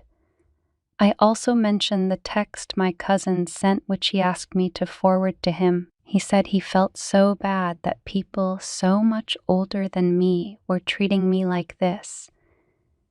and he will deal with so it never happens again. That was this morning. I got a message from Sarah 10 minutes ago. Not sure how that's meant to be an apology, but to summarize, she said, "I'm sorry if you took what I said, as you can't ever rely on your brother. He's your brother, and I would never intentionally try to make you feel like he couldn't do anything for you. I'm also hurt that you couldn't speak to me if you had a problem with it. We could have solved eyes as sisters. Now what ETF am I meant to say to that? I know she'll make time the villain if I don't respond, but honestly, what on earth is that?" Update 2. Ladies and gentlemen, shit might just hit the fan for real this time. So I mentioned this in a few comments, but for those that haven't seen it, Sarah has this secret Twitter account that I follow her through a burner account. It doesn't have her picture or name, but I know it's her because my cousin had that account on Sarah's birthday saying happy birthday. Even with what she tweets, yeah, I could tell it was her. Anyway, she replied to a tweet of a woman who tweeted about how she has no in-laws because her husband is an orphan with no siblings, and this bitch Sarah replied saying goals. Like, I don't understand how you could love your partner and wish they had no family unless the family were genuinely toxic or something but this was a step too far, Emo. She can dislike us all she wants, but tweeting this weird shit is so childish and petty to me. You wish your man had no family because of an incident over her 50. Someone get this lady some help. Anyway, I sent it to my other 2 brothers, not Dave, and one of them forwarded it to him. Long story short, Dave was staying with my other brother for a few days after that day, and now he's moved back into his house, but Sarah is back in her hometown. I haven't spoken to Dave about it because I'm sure he's going through it, and he isn't the type to speak about his marital issues to me, so he wouldn't give me the tea anyway. But things do not look great. Not sure if this is relevant, but my other brother told me about an incident where Dave and Sarah had a sort of small argument months ago on the dinner table because Sarah was making fun of an old man she saw at the supermarket who was buying pads. She said she can't believe a woman in his life would embarrass him like that. Dave said, "It's not embarrassing, and no one cares about men buying pads anymore." He mentioned that him and my other 2 brothers have done it for me multiple times. She then said something along the lines of, "You guys are going to make her incapable of doing anything for herself if you carry on like that." My other brother said, "She's our little sister. We're meant to do things for her. And no one cares about periods and pads except you." Dave said something to shut that whole conversation down, but she wasn't too happy about it and was silent the rest of the night. I'm not sure why she gets so annoyed when they do anything for me. Final update.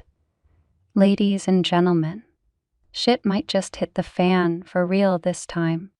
So I mentioned this in a few comments, but for those that haven't seen it, Sarah has this secret Twitter account that I follow her through a burner account.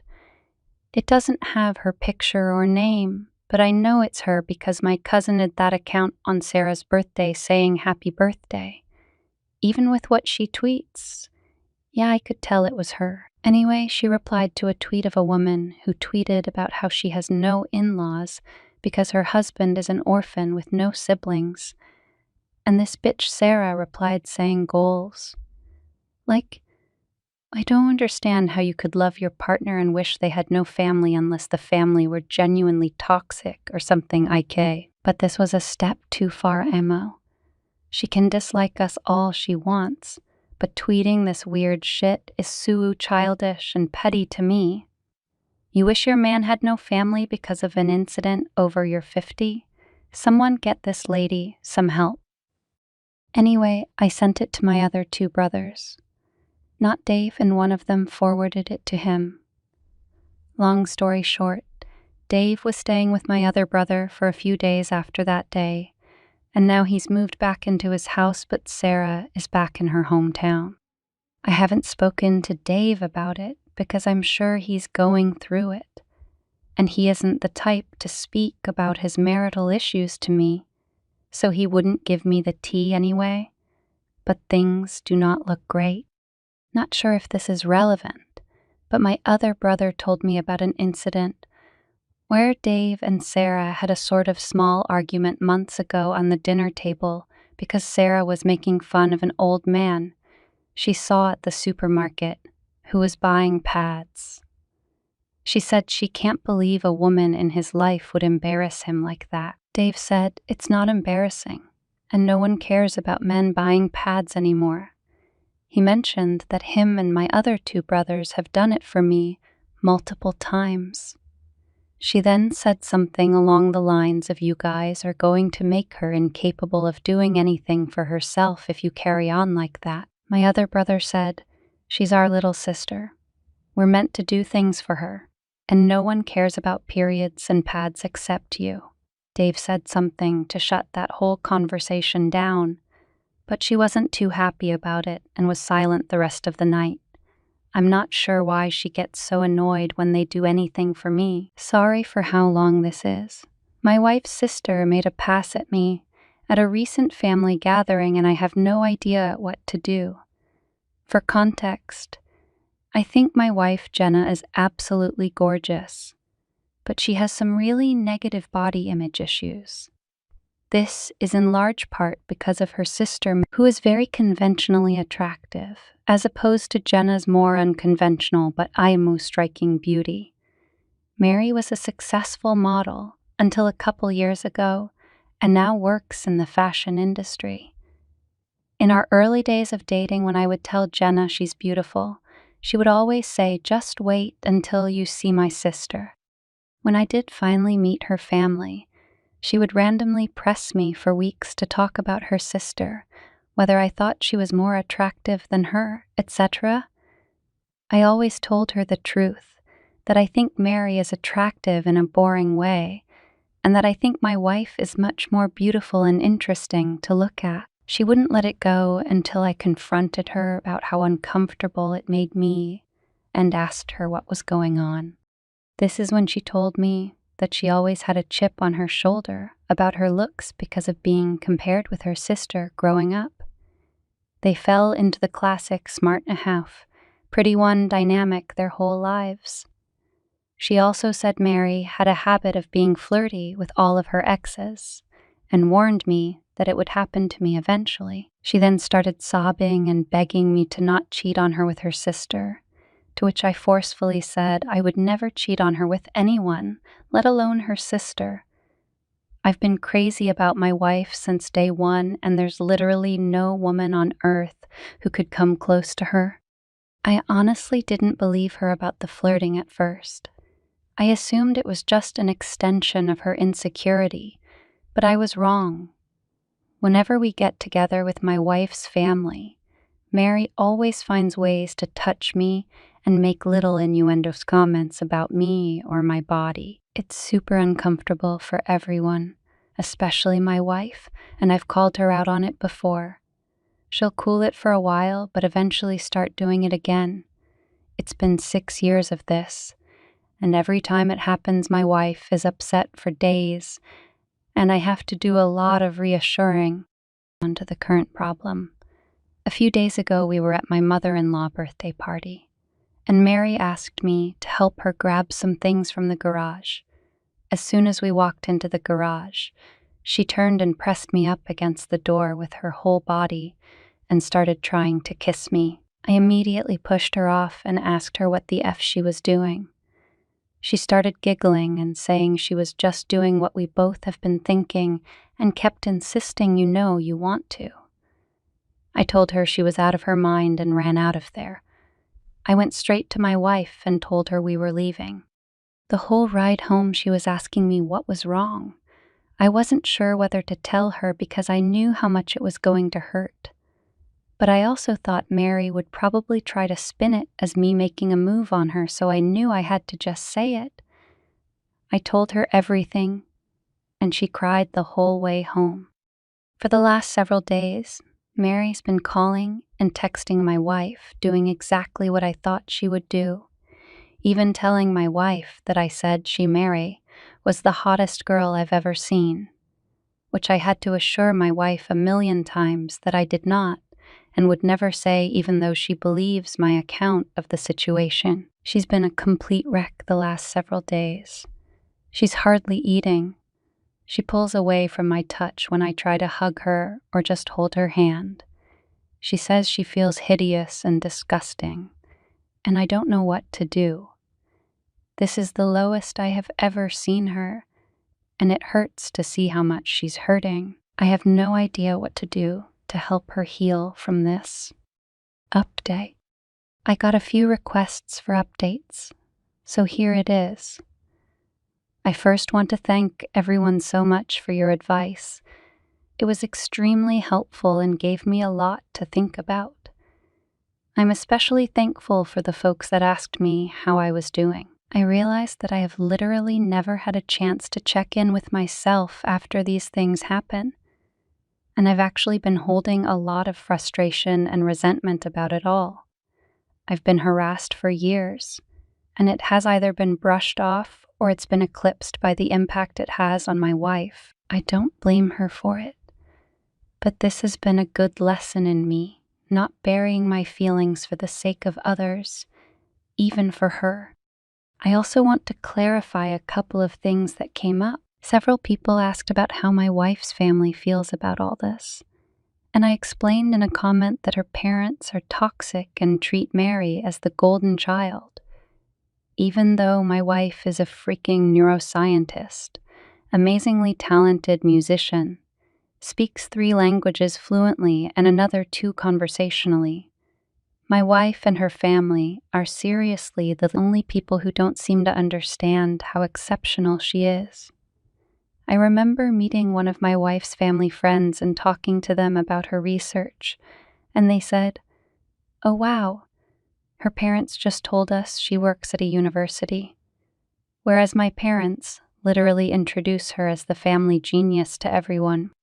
It makes me so fucking angry to think about how her asshole family has stolen her shine her whole life.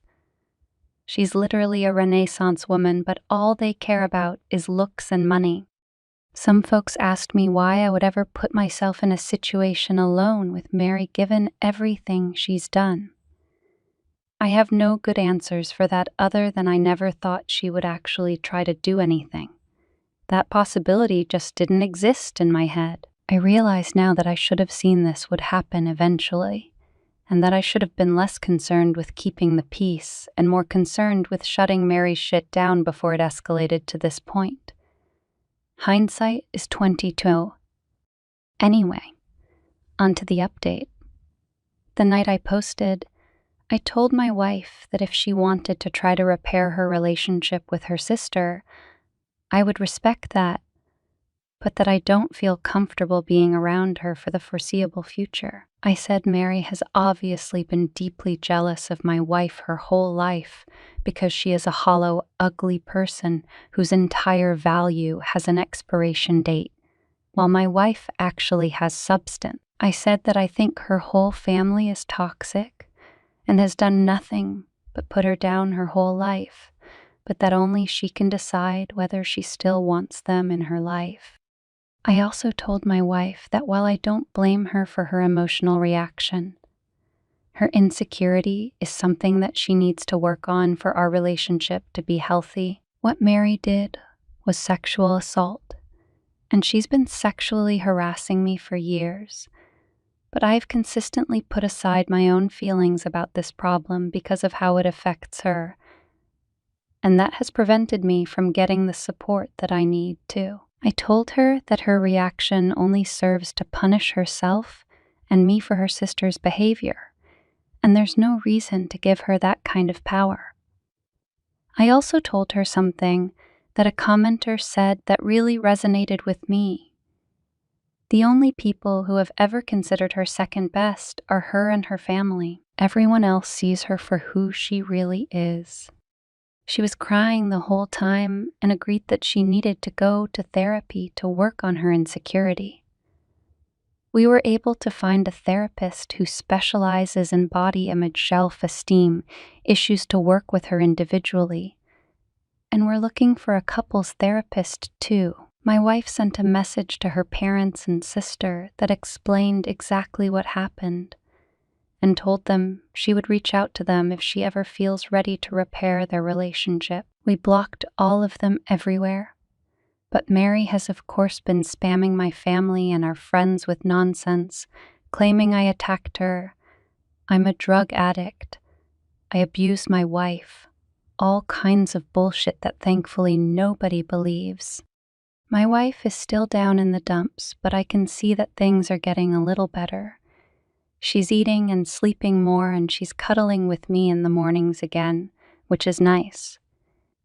Now I'm planning a surprise getaway for us this weekend. We're going to one of our favorite places, and I'm going to wine and dine her and try to make her feel like the goddamn queen she is. I want to thank you all again for your help. You really helped me understand the severity of the problem, and again, thanks for helping me connect with my own feelings about all this. Y'all are the best. TLDR, going to therapy. We're going no contact with her family for the foreseeable future. I'm going to woo the hell out of my wife this weekend. 6 a.m. I woke up before my alarm clock's familiar ring. In the dim light filtering through the curtains, I gazed at my son's peaceful sleeping face beside me. Listening to Michael's gentle breathing, I quietly slipped out of bed. It's been 2 years since my son and I started our new life in this Philadelphia suburban apartment. Though our 2-bedroom isn't particularly spacious, it's filled with my son's smiles, a precious place we call home. Standing in the kitchen, I begin preparing breakfast. Today, I'll make Michael's favorite pancakes. Due to his egg allergy, I've perfected a recipe using alternative ingredients. As if drawn by the sweet aroma rising from the pan, my son wakes up earlier than usual. "Mom, I smell pancakes." Michael bursts into the kitchen, his light brown hair slightly disheveled and his big blue eyes sparkling with excitement. He's grown so tall for a 5-year-old, now reaching up to my waist. "Good morning, Michael. Go wash your hands, sweetie." Our breakfast table features chocolate chip pancakes for him and whole wheat ones for me. Sitting across from each other, we discuss today's plans. This is our precious morning routine. You have soccer class this afternoon, right? Are you excited? Yes. We're having a match today. I'm wearing my dinosaur uniform. Michael's room is filled with dinosaur merchandise. The giant T-Rex plush I gave him for his birthday is still his favorite. At 8 o'clock, my mother Helen arrives. She comes with her gentle smile, carrying a tin of homemade cookies.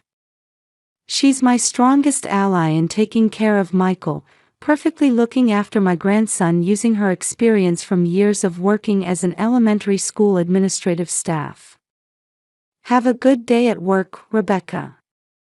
Don't worry about Michael, I've got him." Encouraged by my mother's words, I head to my job at the cosmetics company, Beauty Innovation. As a marketing manager, I handle everything from new product planning to promotion. I arrange my shoulder-length brown hair and put on my glasses that give me an intelligent look. Despite my busy workdays, I never fail to make time for my son. I always return home by 6 in the evening to have dinner together. Reading picture books after bath time remains our unchanging daily routine. On weekends, I try to follow Michael's wishes as much as possible. Saturday mornings begin with special pancakes, followed by playtime at the nearby park.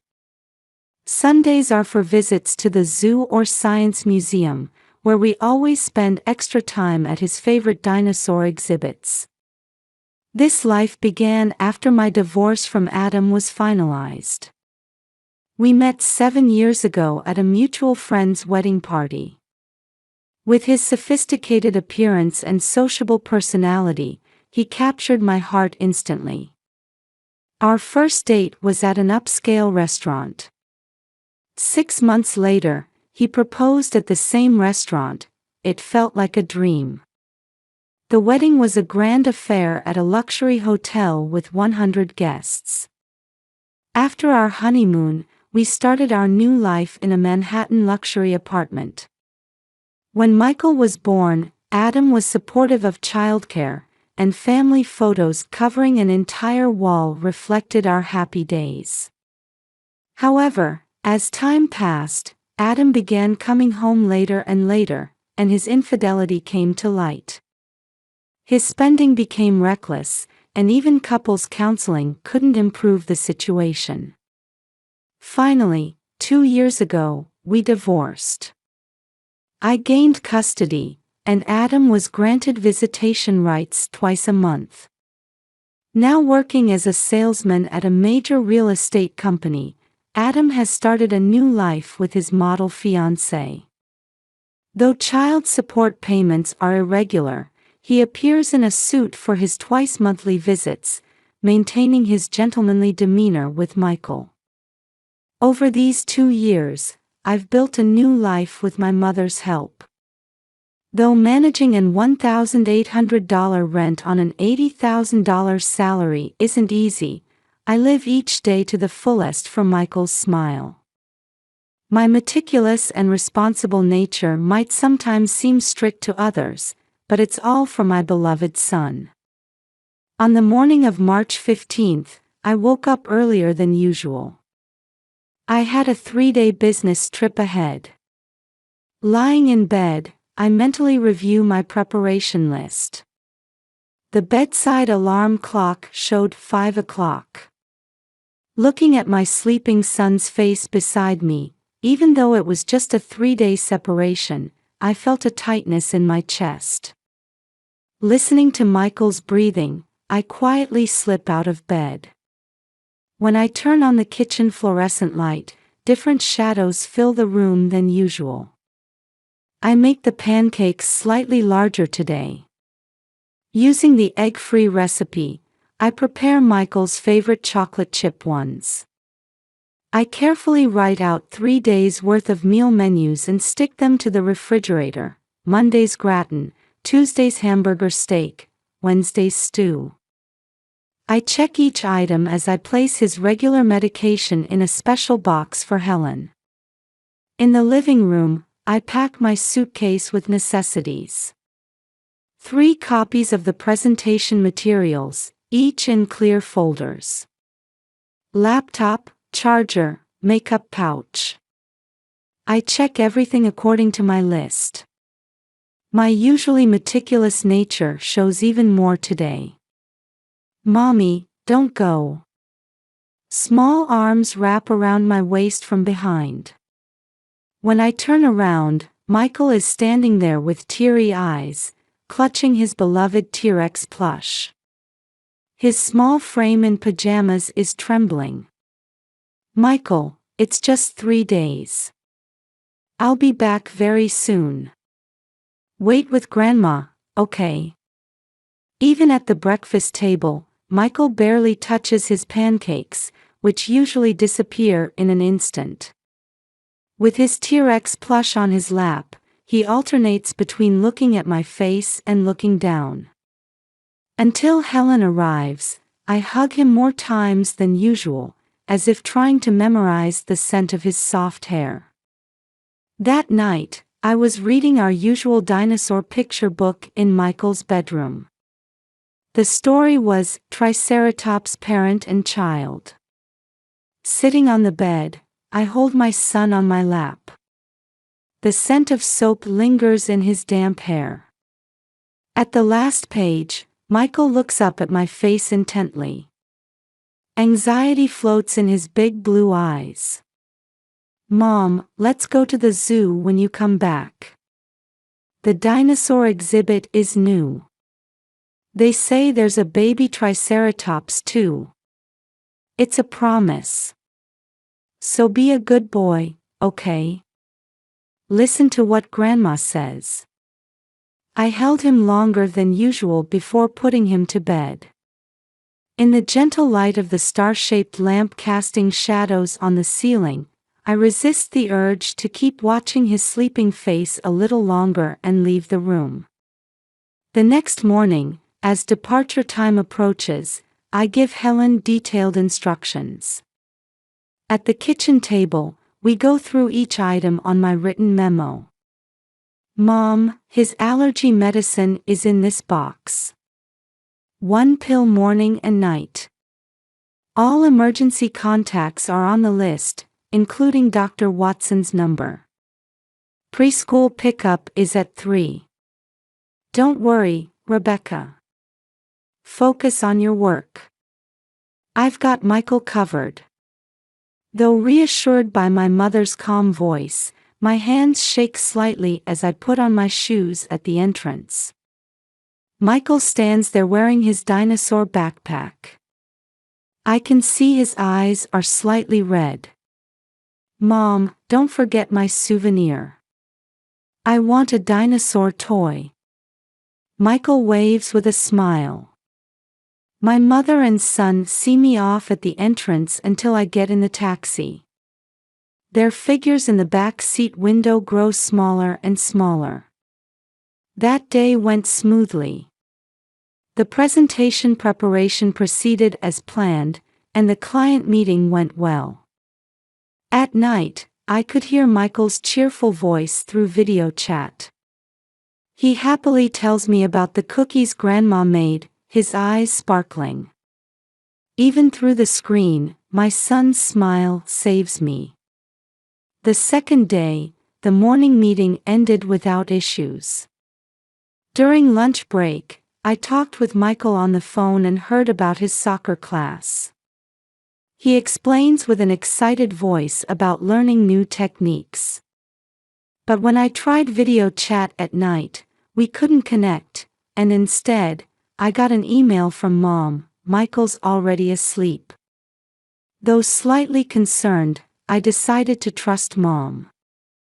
On the third day, the final presentation was also successful. With relief, I choose a dinosaur figure as Michael's souvenir at the airport. He'll be so happy when he sees this. However, from early afternoon, I couldn't reach Mom. The phone won't connect no matter how many times I try. Getting worried, I wrap up work early and change to an earlier 5 p.m. flight. As a light rain begins to fall from Philadelphia's night sky, the taxi arrives at my apartment building. While getting out with my heavy suitcase, feeling the fatigue of 3 days, a bizarre scene catches my eye. 3 police cars were parked in front of the building. Red and blue lights cast ominous reflections on the rain-slicked pavement. 6 uniformed officers wait with a serious demeanor. Neighbors peer anxiously from their windows, creating a nightmare-like scene. Rebecca Williams. As I turn around, a middle-aged officer approaches. Suddenly, cold metal touches my wrists. A clicking sound instantly changes my world. You're under arrest. The charge is the murder of your son, Michael Williams. All time stops within me. I can't breathe. My mind goes blank. That's impossible. My son is at my mother's house. At my words, the officers pause momentarily. In the light rain, the police cars' red and blue lights cast an eerie glow on the pavement. Could you please provide your mother's address? With a trembling voice, I give them my mother's address and phone number. A female officer begins making radio contact. From the apartment windows, I can see the shadows of residents watching with curiosity. The shopping bag with the dinosaur figure souvenir lies on the wet asphalt. A few minutes later, the female officer's expression changes. "Ms. Williams, we've checked with your mother. Michael isn't there." "What?" At these sudden words, my mind goes blank. That can't be. Michael should be with Mom. We've asked your mother to come to the police station as well. We'll discuss the details there. The officers guide my confused self to the police car. The sound of raindrops hitting the back seat window. The cold feel of handcuffs. Everything feels like a nightmare. Arriving at the city police headquarters, my mother was already waiting. Her usually calm face was red from crying, with deep wrinkles and dark circles under her eyes. "Rebecca." Mom rushes over. The officers escort us to an interrogation room. Metal table and chairs dimly gleam under fluorescent lights in the narrow room. The wall clock points to midnight. Only the ticking of the second hand echoes in the heavy air. "Tell us everything. What happened?" A middle-aged male detective and a female detective in her 40s sit across from us. Mom's shoulders begin to shake. "Thursday morning, Adam came to the house. Said he had a surprise for Michael. Something about special plans for the weekend visitation." Mom's voice trembles. My heart begins to pound violently. He was his usual gentlemanly self, properly dressed in a suit. Michael was so happy. I trusted him. What time was this? 10 a.m. He promised to return in 2 hours. Michael wore his dinosaur backpack, looking so happy. He said, "It's a secret from Mommy," with a smile. Mom's voice breaks with tears.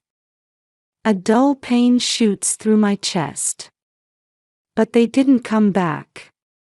The phone stopped working. I couldn't tell Rebecca, because she had important work. Friday morning, I finally reported it to the police. But the security camera footage, just that part was erased. Mom. I grip my mother's hands. The warm touch only heightens the cruelty of reality. At that moment, the room's door opens, and the female detective enters with an evidence envelope. Mom's face turns even paler. "These are the child's clothes found at the scene, with blood stains." What was taken from the envelope was undoubtedly Michael's clothes. The same ones he wore to soccer class on Wednesday. A blue t-shirt with a dinosaur patch. My eyes fix on the part said to have blood stains. Here are the DNA test results. The blood type matches the victim's. More evidence items are presented one after another. Security camera footage was also prepared, but as Mom said, crucial parts were missing. The room begins to spin. Nausea rises. I would never kill. Michael is my everything. My voice shakes. Tears won't stop. I cover my pale, fatigued face with both hands, but there's no escaping reality. The cold air of the interrogation room envelopes my entire body. As dawn breaks, court-appointed defender Thomas Brown appears. A tired-looking man in his late 50s. He begins explaining in a calm voice that reflects his 20 years of experience. His gray suit is wrinkled, showing signs of working through the night. The evidence currently works against us. Bail will be difficult. I advise against making any further statements. However, your mother's testimony is on record. The truth will surely come to light. Though feeling a slight hope at those words, by the time I was transferred to detention, events in the outside world were rapidly unfolding. News on the dayroom TV: elite female manager kills son, limits of balancing work and childcare. Perfect mother's hidden face. Each station competed to report. Major newspapers also covered the incident on their front pages. My photo taken in front of Beauty Innovation. The image of me arriving at work with a smile looks like a different person. Next to it, a smiling snapshot of Michael. A photo from a sports day that Mom had carefully preserved. Reporters must have obtained it. On social media, the hashtag #motherkiller spreads. Should prioritize childcare over work, warning to modern women, the end of a career woman. Criticism overflows from strangers. People who don't know me throw words of condemnation based on arbitrary speculation. The company issued an indefinite suspension. My colleagues couldn't hide their disturbance, and I heard my desk belongings were packed in boxes. Would none of the co-workers I'd worked with for years believe in me anymore? Neighbors added crushing testimonies one after another. In front of reporters' microphones, people I used to exchange greetings would speak up. I often heard her scolding him strictly. There were days she came home late at night. I often heard the child crying. She seemed strange recently. Even the preschool teacher testified that Michael hadn't been himself lately. Indeed, before my trip, Michael had been more clingy than usual. Looking back now, was that? Thoughts begin to circle. Should I have been more sensitive to changes in my son? The detention cell was narrower than imagined. Even lying on the hard cot, sleep wouldn't come. Light filtering through the small window tells the passage of time. But even that light feels cold. During time spent in the cell, I repeatedly look at the photos of my son that were brought in. His smile holding the dinosaur plush. Happy expressions playing in the pool. Sweating during soccer practice. Each photo filled with precious memories. Michael, where are you? Come back to mommy. Questions disappear into the darkness. In the narrow cell, another dawn breaks. On the morning of March 21st, the light streaming into the Philadelphia Police Detention Center felt brighter than usual.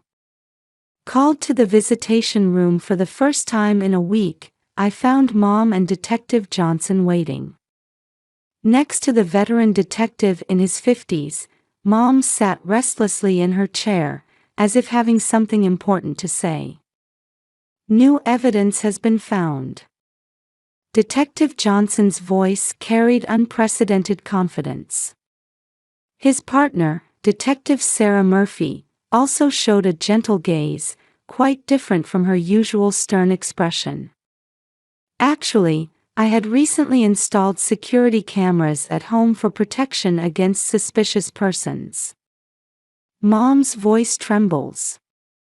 Her fingers gripping her notebook had turned white. I forgot to check the SD card. Last night, while cleaning the garden, I remembered the camera's existence. On the table's laptop, 2 video feeds showed the entrance and garden of Mom's house. Date and time were clearly recorded in the corner. March 17, 10 a.m. When I was preparing for my presentation at the business trip destination. The high-resolution footage showed Adam in a suit. Brooks Brothers navy suit, proper dark green tie. Speaking with Mom in his usual gentlemanly manner. Then Michael, wearing his favorite dinosaur backpack, happily bouncing as he heads outside. As they approach the car, Emily's smiling face could be seen in the passenger seat. My chest tightens at the sight of the small figure waving big goodbye. They didn't come back even after waiting. Couldn't reach Adam's phone anymore. Detective Johnson nods gravely at Mom's testimony. The detective's intuition, honed over 30 years, seemed to have grasped something.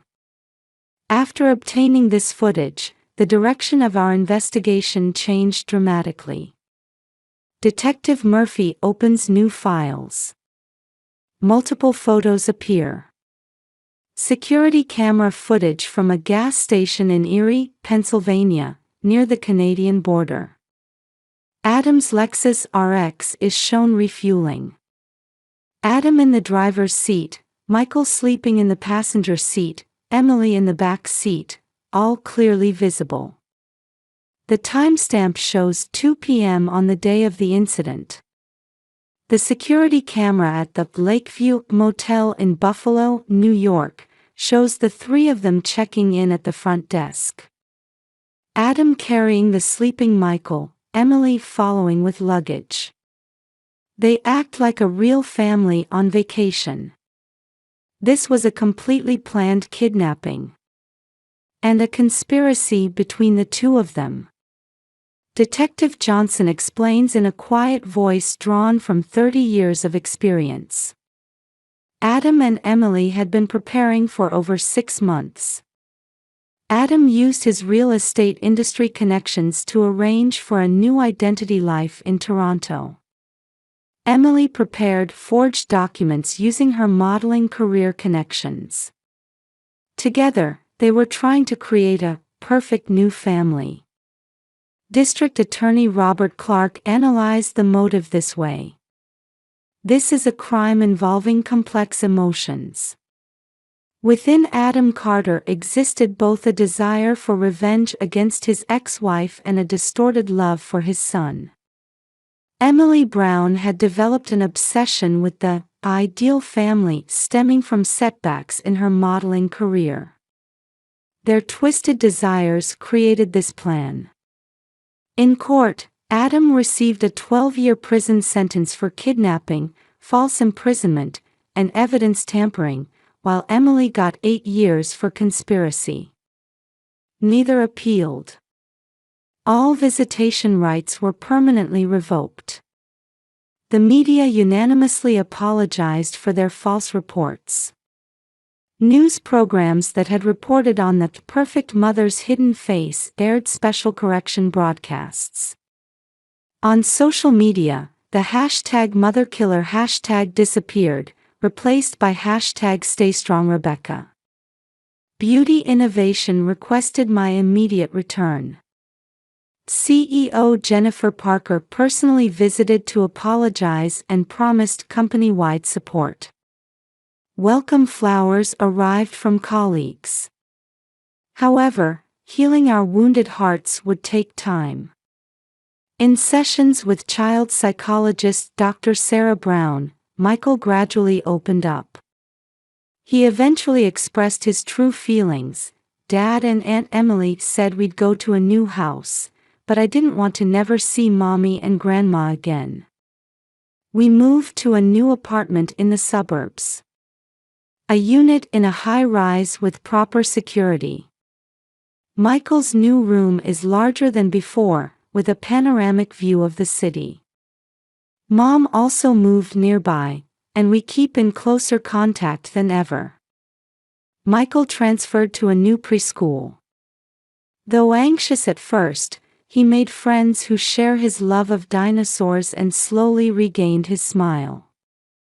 We have picnics in the park every weekend. Watching Michael run energetically under the blue sky, I feel we're definitely moving forward. One Sunday, a month later, on our way home from our usual picnic, Michael suddenly gripped my hand tightly. Mommy, I'm not scared anymore. Because I'm with you. Those words brought tears to my eyes. In Michael's small hand, I felt our new future. The Philadelphia spring sunshine felt warmer than ever before. So at 24 male have had my life flipped around. My mom was 10 and her sister, my aunt, was 14 when they immigrated from Taiwan. My mom got into a lot of trouble and she and my dad were both 14 when she got pregnant. My grandparents didn't let her get an abortion. I was so close to my mom until I was like 8. And then she just started partying, hanging out with friends, arguing with my grandparents all the time. There were a few times when she just took me after an argument and kept me away for a month or had my dad keep me. It kind of continued like that until I was 13, and my grandparents died. My aunt's engagement collapsed and she moved in to help my mom. My aunt groomed me and it messed me up. My grades dropped, I started screaming at mom and blaming how she used to act for how I acted. I got into fights at school and I was so afraid of my aunt to the point where I'd start cuddling with my mom all night just to stay away from her. When I was 16, my aunt got pregnant and she moved away with a friend like a week later.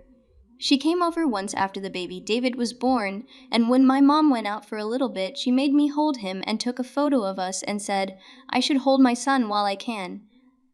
Then she moved with David to Taiwan and started living with a cousin. I have tried to forget everything she did to me. I graduated with honors and I got a wonderful job. I have tried to make my mom proud. I just got her a car. She calls my fiancé the daughter she never had. My fiancé is the only one I told this because I had to let her know. Apparently last Monday, my aunt drunkenly told the cousin everything she did to me and about me being David's father. She got kicked out right away, and my mom was told everything by the cousin. My mom had a breakdown, and she asked me if she was really so horrible that I couldn't tell her this happened to me. She yelled that she would have been able to help, but because I didn't know her grandson is stuck with a monster. She kicked me out saying I never must have forgiven her for how she used to act. I've talked to my fiancé about it, and she said my mom just needs time and can't fathom the idea that she has a grandson she can't help. I'm so confused. Was I wrong to never tell her? I did. I just want to say that I appreciate the support of everyone. I don't know what the future will bring, but thank you all for making me a little bit happy. Update 1. It has been a rough month and a bit since I last posted. The day after my post, my mom called me back home and said, we needed to talk. And well, when I came back and sat down on the couch to talk, she just started crying, so I started crying. She calmed down first, but I kept crying, and it's embarrassing to write, but I fell asleep.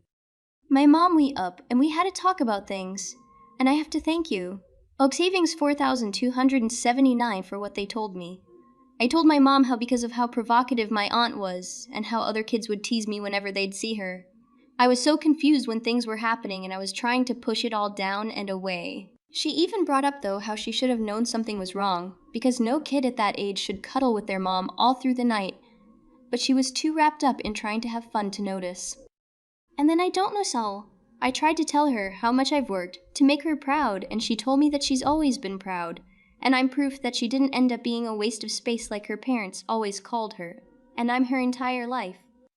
And then she admitted that she called my aunt the night before, and she told me that even though she wanted to be sly with things to find out about David, my aunt knew why she was calling. It turns out after my cousin kicked her out, my aunt moved into a hotel room because she couldn't afford an apartment. My mom offered to pay that apartment on the condition that she sends David to her, and my aunt agreed. My mom told me that she wishes she could send my aunt to jail so she could suffer, but she won't fail her grandson like she failed me, so she had to bring him. He came a week after, and my aunt did not come with. She sent him on the plane with a relative who didn't know what was up and left the day after to visit other people.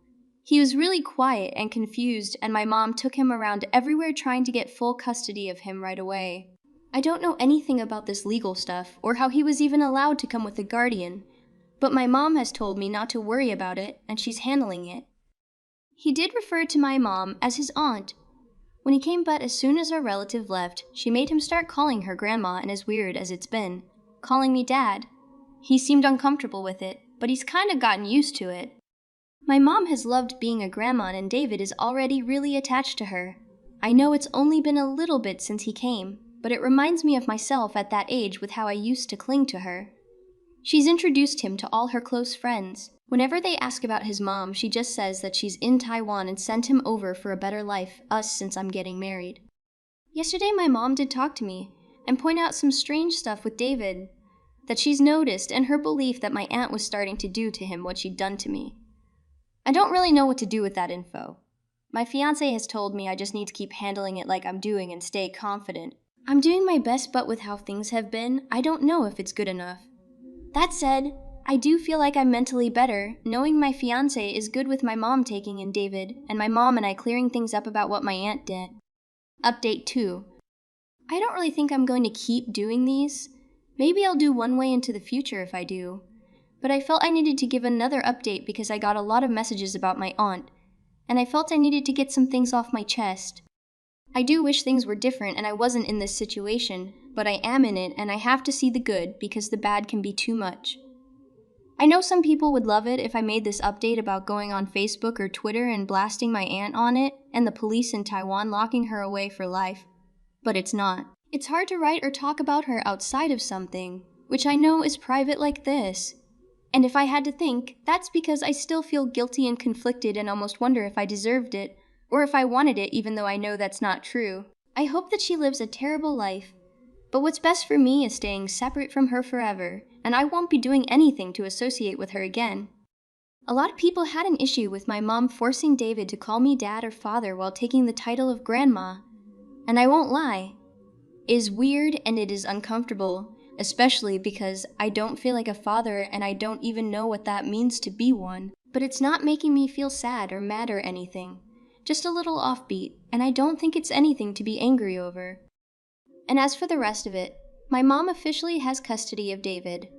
I don't know how the process went. I don't know how it happened so fast or if it was even fast. I do know she did get sent documents from my aunt's lawyer in Taiwan, but she's kept me uninvolved to avoid stressing me. The thing is that one day, David said something about his mom needing him to make babies. My mom honestly cried harder than she ever has that night, and when I went to her, she just kept crying and hugging me and saying she's sorry. I do hope that David will snap out of it soon. He does like seeing the child psychologist my mom takes him to. She's gotten David into school, but because of his situation, they have meetings with the school district psychologist. She's got him a translator because his English isn't that good. It is getting better, and apparently the school's resource team is setting up something called an IEP. As for David himself, it's weird that he misses his mom, but he does. I get missing Taiwan and being scared of a new place, but I don't know why he misses her, especially since she was doing that to him. He's become really attached to my mother, and my mom really loves being grandma. She joked to me one day that the best thing is that nobody at work flirts with her anymore, because she's a grandma. I guess the line for some guys is she's a grandma before she's 40. She takes him to the temple. The park loves cooking traditional food for him, and always speaks in Mandarin with him. She even went out and bought a lot of parenting books and signed up for a class to make sure she can do it right even when it gets tough. Our interactions have been limited, and I think he's scared of me, but my mom's told me over and over again that it's all right, and I don't have to do anything I don't want to do. I did ask her why she's not forcing me to be more involved, but she just said she feels it'd be wrong to force me. And another thing that happened is that my father found out about David. My father's not really in my life. He has his own wife and kids and he's focused on them, and I'm adult now, so I'm at peace with what our relationship is. Honestly, this was the first time in months I talked to him, and before that, it was last year when he updated his will because he decided he wanted me to be the one to inherit his classic Corvette. Apparently one of my mom's friends let him know about David, and he showed up unannounced with his kids, making them carry 2 crates full of toys while himself holding a new Xbox. My mom was pissed and has hidden the Xbox. Much more than he's ever got for me. He talked to my mom about everything while his kids played with David, and I won't lie. I felt jealous of them because it seems like being an uncle and aunt is easier than being whatever I am. But when my dad talked to me that day, it was alone in my room and he cried too because he never wanted me to be a dad as early as him, and it was weird seeing him cry or be affectionate with me. My mom and dad did take David out to the park that day, and he honestly had so much fun with them. Like I saw them come home and he was walking between them and my mom was holding his left hand and my dad was holding his right hand, and they seemed to be having so much fun. It was almost like that could have been us if the timing was right, and that did feel really sweet. My mom's let my dad take David to his house a few times as well, and he started calling my dad's wife Steppy, which is weird because she's more Chinese than my mom. They still call me on FaceTime just to talk with him, and my dad's come a few times since then because they want to see their nephew. My mom is going to go with my dad's family on Halloween because they all want to take David out. The best thing for me, though, has been my fiancé. I guess I never really understood the term that she's my rock before this, but I get it now.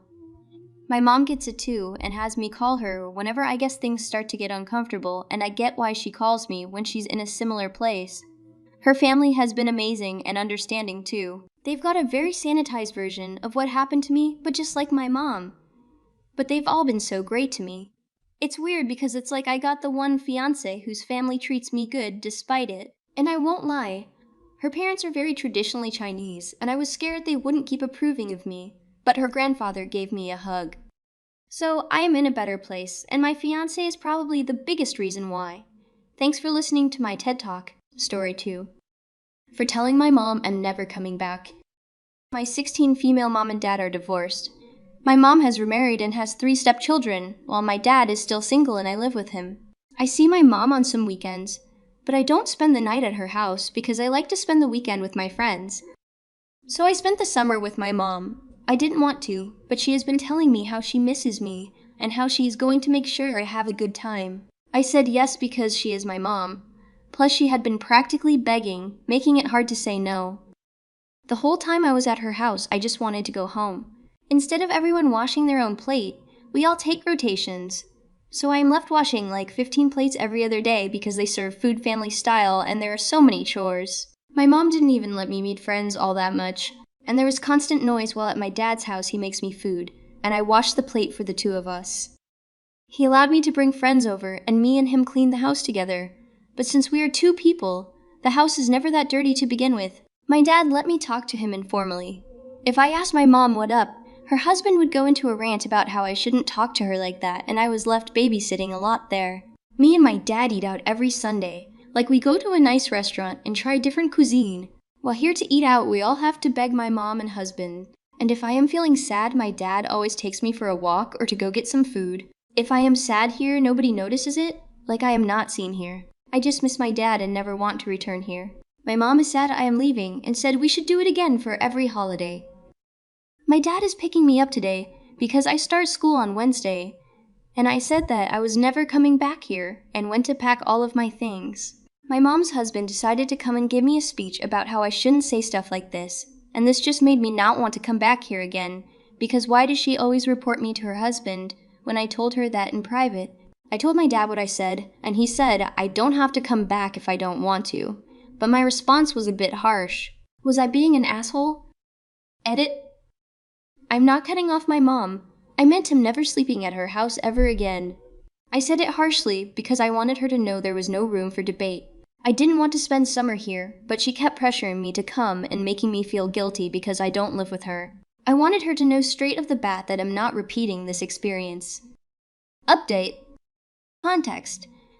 So some context for some people that were confused. My dad and my mom have been divorced since I was like 5, and my mom has lived with my grandparents for as long as I can remember. She didn't move out until she married her creep of a husband.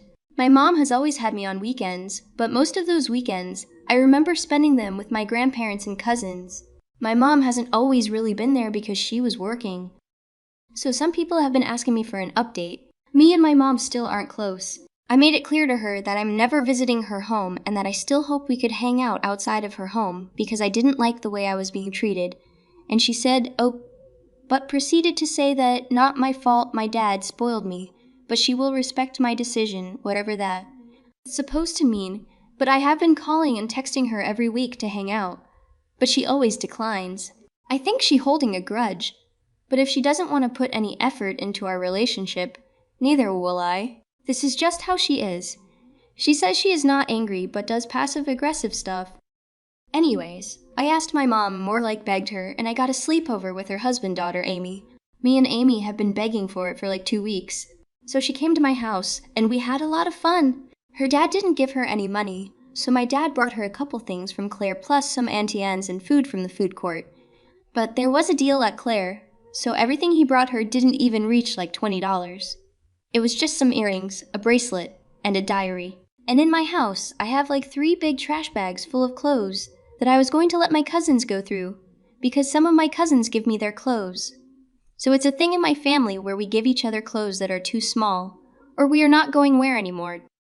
I was going to give them away our DI bin and try some TikTok trends.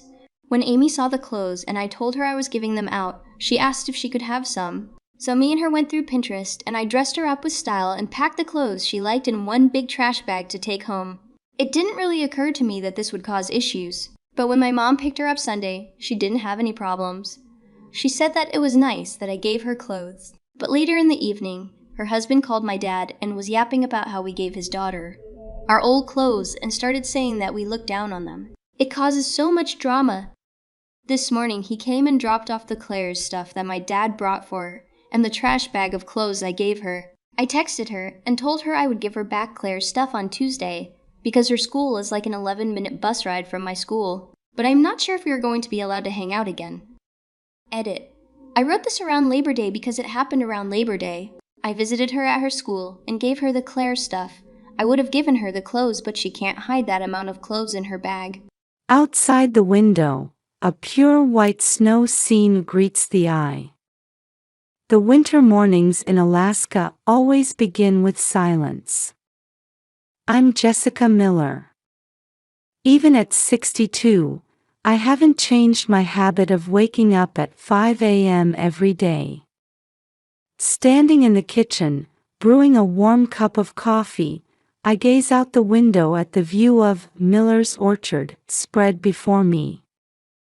I'm reminded of over 40 years ago when my husband Robert and I started this orchard. In this small town near Fairbanks, everyone said, "It's too cold for anything to grow."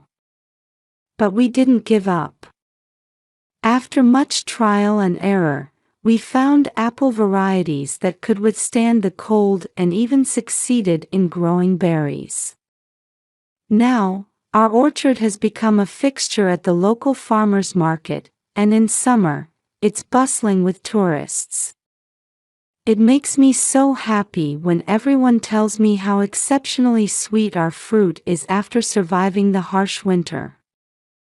As I'm preparing breakfast, I hear footsteps coming down the stairs. "Good morning, Grandma," comes a cheerful voice. It's my granddaughter Emily. "Good morning, Emily. Did you sleep well?" "Yes. I have something exciting at school today." Emily, 8 years old, is the only daughter of my son Michael and his wife Sarah. They all live together with us in the big house on the orchard. A little while later, my husband Robert comes down. "Good morning, Jess," he smiles at me gently. Even at 65, his smile hasn't changed from 40 years ago. It's delivery day today, isn't it? I say. "Yes, I'm heading to Fairbanks Co-op." "I should be back by evening," Robert replies. After breakfast, once Emily has left for school, I put on my rubber boots and head out to the orchard. It's my daily routine to check on the apple trees in the snow. During winter, the trees are dormant, but we can't neglect preparations for spring. Around noon, my son Michael comes to the office. "Mom, I've finished this year's financial report," he says, looking a bit tired. "Thank you, Michael. You're always working so hard." "Yes," he answers vaguely. I've been worried about Michael lately. His relationship with his wife Sarah doesn't seem as good as it used to be. In the afternoon, I attend a gathering of the gardening club at the local community center. "Jessica, you'll teach us how to make apple jam again this year, won't you?" my longtime friend Mary asks me. Of course. Let's all have fun making it together, I reply, feeling the importance of our community connections. In the evening, we all go to Emily's school event, a winter music concert. Seeing my 8-year-old granddaughter on stage warms my heart. However, I sense a subtle tension between Michael and Sarah sitting next to me, which worries me a little. On the way home, Robert praises Emily, "That was a wonderful performance." We all laugh together, enjoying this simple moment of happiness. But somehow, a small worry lingers in the back of my mind. Will these peaceful days continue? Several weeks have passed since that music concert, and the Alaskan winter has grown even harsher. As I drink my morning coffee and look outside, I see the snow falling heavily. The thermometer reads 10 degrees Fahrenheit. It's particularly cold today, I mutter to myself while gazing at the orchard through the kitchen window. The snow-covered trees stand silently, as if wrapped in a white blanket. Despite the severe cold, today is my day to pick up Emily from after-school care. I had promised to pick her up at 4 p.m. from the YMCA winter break program. "Robert, I'll be picking up Emily today," I call out to my husband. "Oh, that's right. Be careful out there," Robert answers. He seems to be organizing some documents in his study. Looking at the clock, I see it's already past 3 p.m. I should get ready, I think to myself, putting on my coat and grabbing the car keys. As I step outside, the cold wind stings my cheeks. I quickly get into the car and try to start the engine. However, when I turn the key, nothing happens. That's odd. I think, trying a few more times, but there's no response. Feeling uneasy, I get out of the car and call out to Robert. "Robert, it seems the car battery might be dead." He looks a bit surprised and says, "That happens often on days this cold. It's an old car, after all." "But I need to pick up Emily," I say, feeling anxious. Robert offers, "Should I go instead?" "No, it's all right. Don't you have an appointment to get your watch repaired today?" I remind him. Robert is a collector of old pocket watches and had mentioned going to the town watchmaker today. "Oh, that's right. I completely forgot," Robert says, lightly tapping his forehead. "But if Jess's car isn't working, I'll borrow Michael's car," I suggest. "My son is working from home today." I go back inside and knock on Michael's door upstairs. "Michael, do you have a moment?" "What is it, Mom?" Michael pokes his head out. "The car battery is dead. Can I borrow your car to pick up Emily?" Michael seems to think for a moment. "Ah, I see. Sure, go ahead," he says, handing me his car keys. "Thank you. I'll be back soon," I say as I head down the stairs. When I return to the entrance, Robert is still there. "Everything okay?" he asks. "Yes, I'm going to use Michael's car," I answer. For a moment, I thought I saw Robert's expression cloud over. Was it my imagination? "I see. Be careful out there," Robert says. I get into Michael's car and start the engine. It starts up fine, and I feel relieved. I see Robert's figure in the rearview mirror as I drive off. The trip to the YMCA usually takes about 20 minutes. However, with the heavy snow and poor visibility today, I need to drive carefully. On the way, I feel like the car isn't handling as well as usual. Is it just my imagination? I wonder, but an uneasy feeling creeps into my chest. When I arrive at the YMCA, Emily is waving energetically from inside the building. I get her into the car, check her seatbelt, and we set off. Grandma, guess what? I made a snowman today. Emily starts excitedly.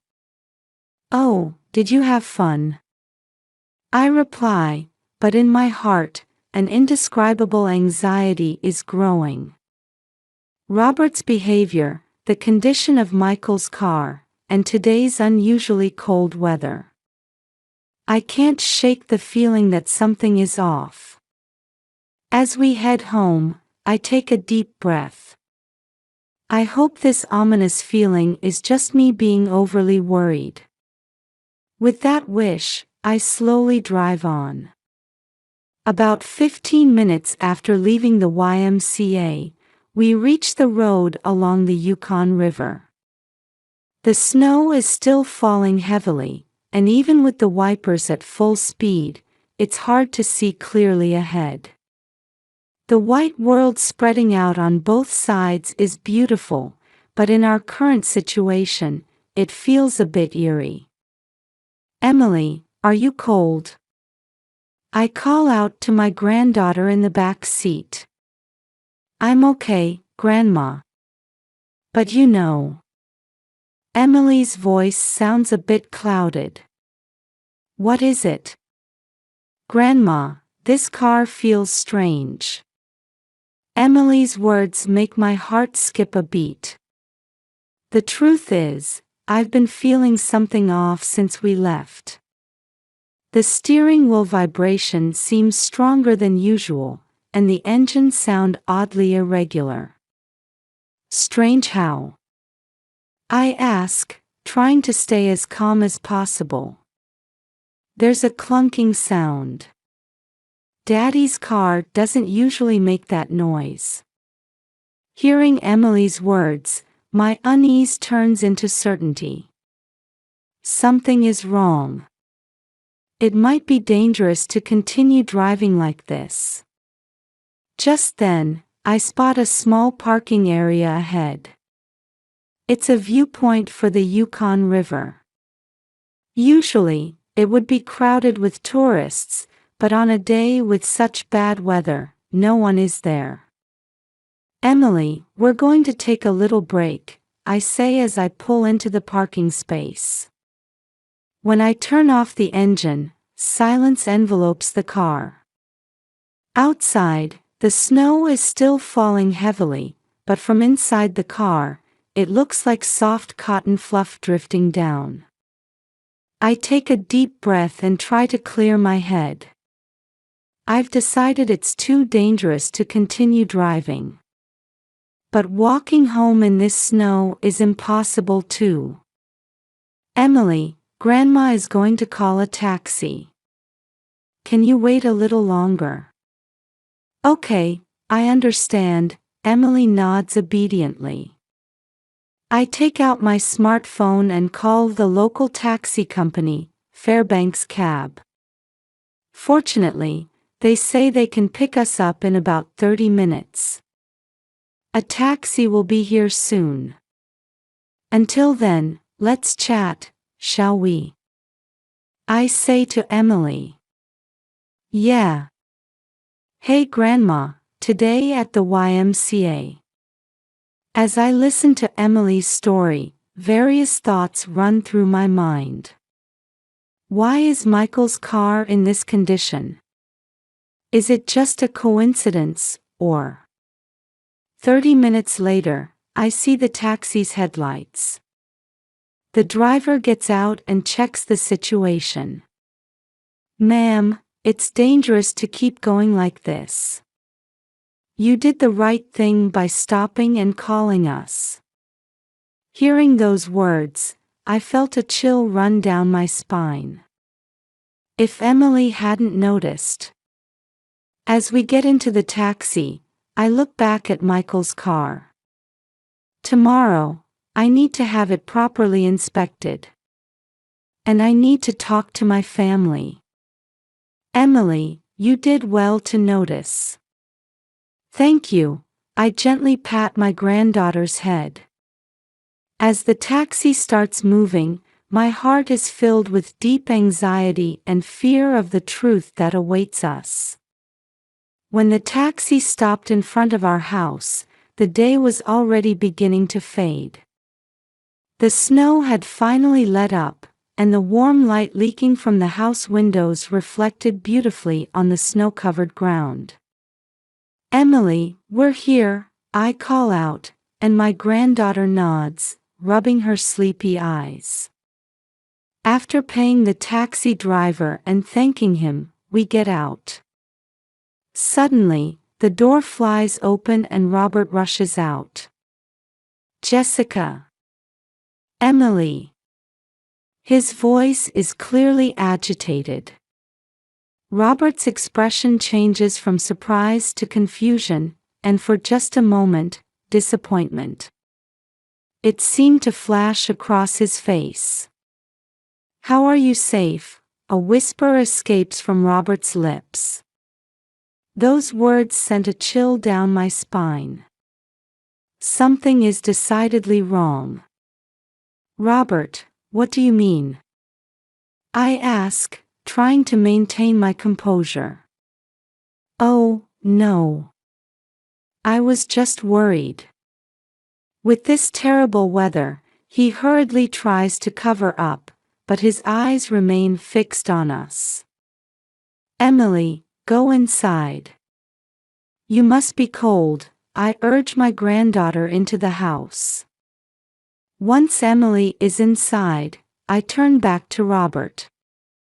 About the car, we need to have it checked properly tomorrow. It started acting up on the way. I see.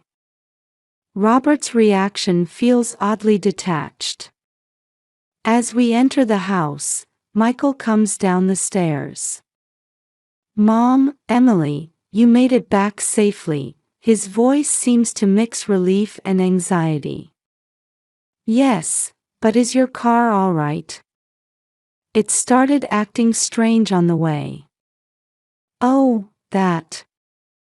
I haven't had it checked recently, Michael answers, averting his eyes. That night, I couldn't sleep.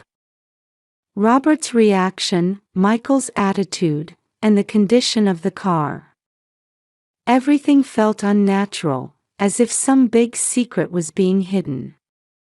Past midnight, as I was heading to the kitchen feeling thirsty, I heard small voices leaking from the study. It failed. Why didn't those brakes work? It's Robert's voice. I don't know. I was sure I had disabled them, this time it's Michael's voice. The voice of my son. Next time, we need a more foolproof method. But Dad, is this really okay? Mom and Emily. Shut up. You have debts too, don't you? The orchard's financial troubles are serious. If we can just get the insurance money, everything will work out. I held my breath. I couldn't believe my ears. But the conversation I heard was clear. My husband and son were trying to take my life and Emily's. My legs felt weak, and I leaned against the wall. My mind went blank. I can't believe it. I don't want to believe it. But this is reality.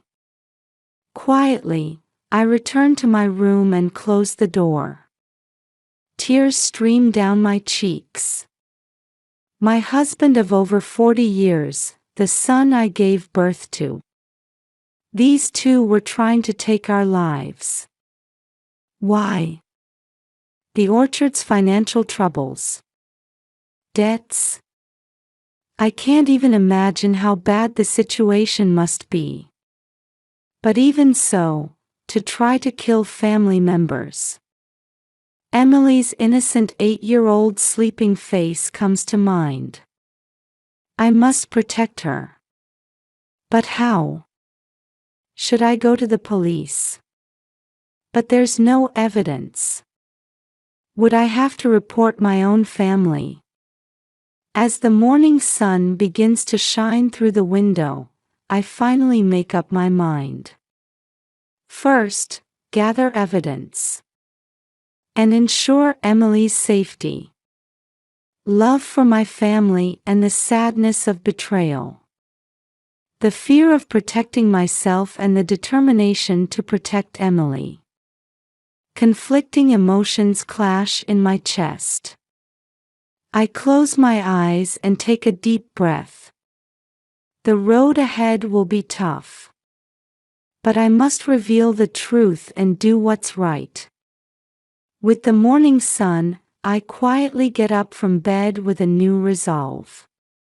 From that night until the next morning, I stayed awake gathering evidence. A recording device hidden in Robert's pocket watch, the history on Michael's computer, and Sarah's unnatural behavior. Everything confirmed my worst fears. First thing in the morning, I headed to the local Fairbanks police station. As I entered the station, my hands were shaking with nervousness. "How can I help you?" the receptionist officer asked. "I think my family is trying to take my life. I have evidence." Hearing these words, the officer showed a surprised expression. Immediately, a detective who seemed to be a veteran was called, and I was guided to a separate room. "Mrs. Miller, please calm down and tell me everything from the beginning, in order." Taking a deep breath, I started to tell everything. The conversation between my husband and son, the unnatural car breakdown, and the evidence I had gathered. "The car I left by the Yukon River is urgent," I emphasized. "The perpetrators might try to destroy the evidence." The detective understood the gravity of my words and immediately gave instructions to his subordinates. "Head to the scene right away and secure the car. Evidence preservation is the top priority." A few hours later, I received a call from the police. "We've successfully secured the car." As expected, the brakes had been deliberately cut. Hearing this report, the last hope in me vanished. I felt like I was being confronted with the reality of the situation once again. After that, the police investigation progressed rapidly. Emily and I took refuge in a safe place and fully cooperated with the investigation. A few days later, the whole picture became clear. At the police station, I received a detailed report from the detective in charge. "Mrs. Miller, I'm going to share the results of our investigation."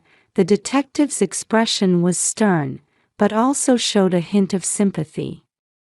"Yes." My voice was trembling. The brakes of the secured car were indeed deliberately cut. It seems to have been a meticulous plan to stage an accident on the snowy road. I held my breath at those words. Furthermore, we found evidence of conspiracy between your husband, Mr. Robert, and your son, Mr. Michael. There were email exchanges between the two and suspicious movements in their bank accounts. The detective paused for a moment, gauging my reaction. I nodded for him to continue. Regarding the motive, it seems the orchard's management was in a dire situation.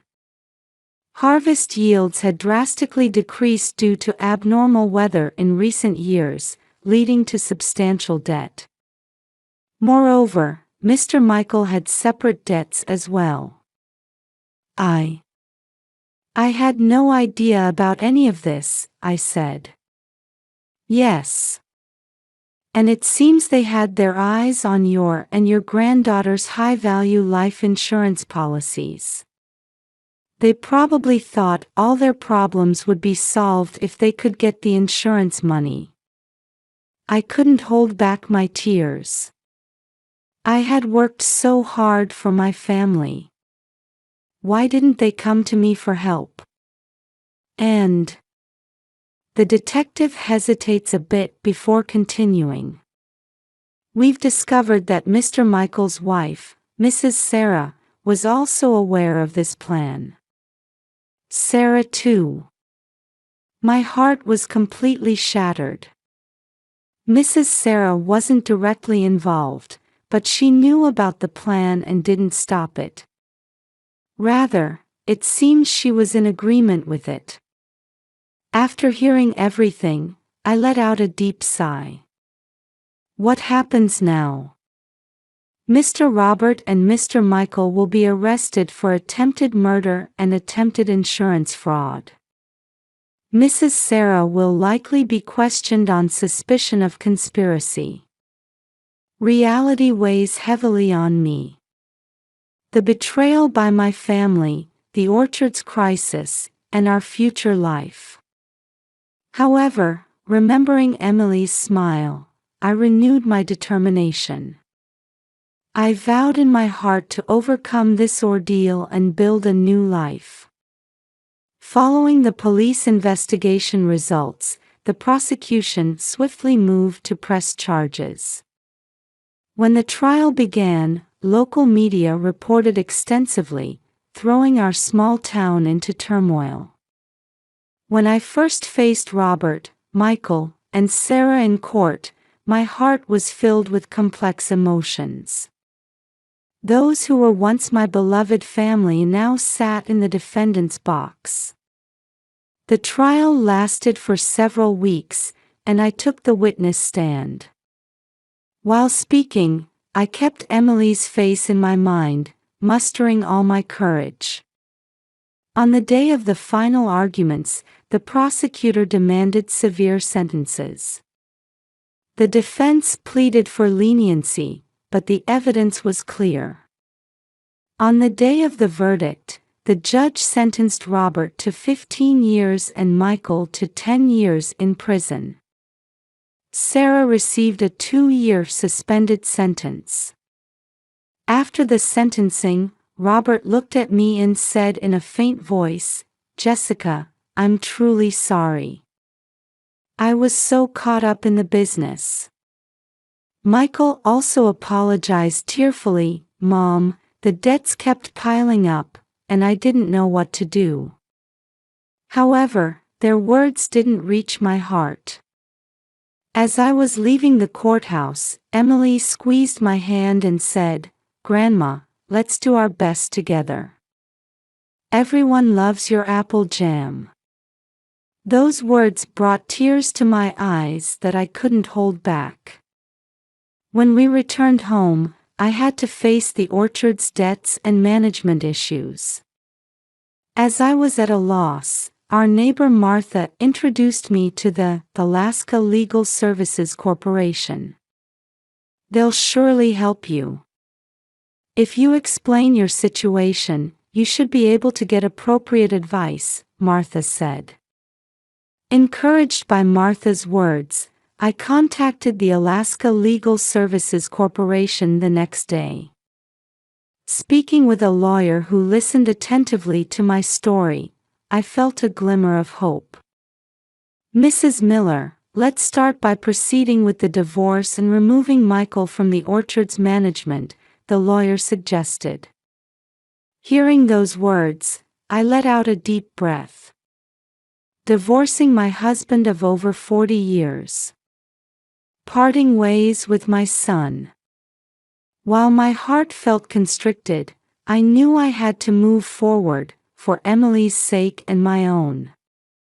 I understand. Please proceed, I answered. The following months were filled with legal procedures. However, unexpected support also came our way. The local community rallied to help rebuild the orchard. Jessica, if there's anything we can do, just let us know, my longtime friend Mary said. She was the president of the local gardening club and gathered many volunteers. One morning, when I arrived at the orchard, more than 20 people from the community had gathered. Everyone was holding shovels and buckets, ready to help. Everyone, thank you. I choked up with emotion. From that day on, the orchard began to transform little by little. With the help of the community, we pruned old trees and planted new saplings. An organic farming expert gave us advice on soil improvement, and students from the local university's agriculture department came to help as part of their research. Emily also eagerly helped out. "Grandma, this apple tree will surely grow big by the time I'm grown up," she said, looking at a sapling with hope-filled eyes. Legal issues were also gradually resolved. With the help of the Alaska Legal Services Corporation, we proceeded with the divorce from Robert and completely removed Michael from the orchard's management. However, many challenges still remained. Repaying debts, finding new distribution channels, and above all, securing Emily's future. But there was no turning back now. "Emily, you know what? Grandma has a new idea," I said to my granddaughter one day. "I'm thinking of starting an agritourism business at our orchard. How about apple picking and jam making experiences?" Emily's eyes lit up. "Wow, that's amazing. I want to be in charge of explaining about apples to the customers." Hearing those words, I could smile from the bottom of my heart. For this child, I can overcome any difficulty. I was sure of it. Rebuilding the orchard wasn't an easy journey. There were times when I felt like giving up. But Emily's smile and the support from the community became my emotional pillars. And slowly but surely, Miller's Orchard was reborn into a new form. 5 years have passed since then. Miller's Orchard has changed beyond recognition. Today, the Fairbanks Farmers Market is bustling as usual. "Jessica, the taste of this year's apple pie is exceptional," a regular customer calls out with a smile. Emily, now 13 years old, is enthusiastically explaining apple varieties to tourists. Her bright smile seems to heal the hearts of visitors. The other day, Michael, who was recently released on parole, visited the orchard. At first, I was hesitant, but after hearing his sincere apology and determination to rehabilitate, we've begun to walk the path of reconciliation little by little. I received a letter from Robert saying he's participating in gardening therapy in prison. He wrote that he wants to work in the orchard after his release. That decision is still difficult for me, but I don't intend to completely close the door. Life is full of unexpected turns. But surrounded by the people we love and this beautiful orchard, we are surely grasping happiness.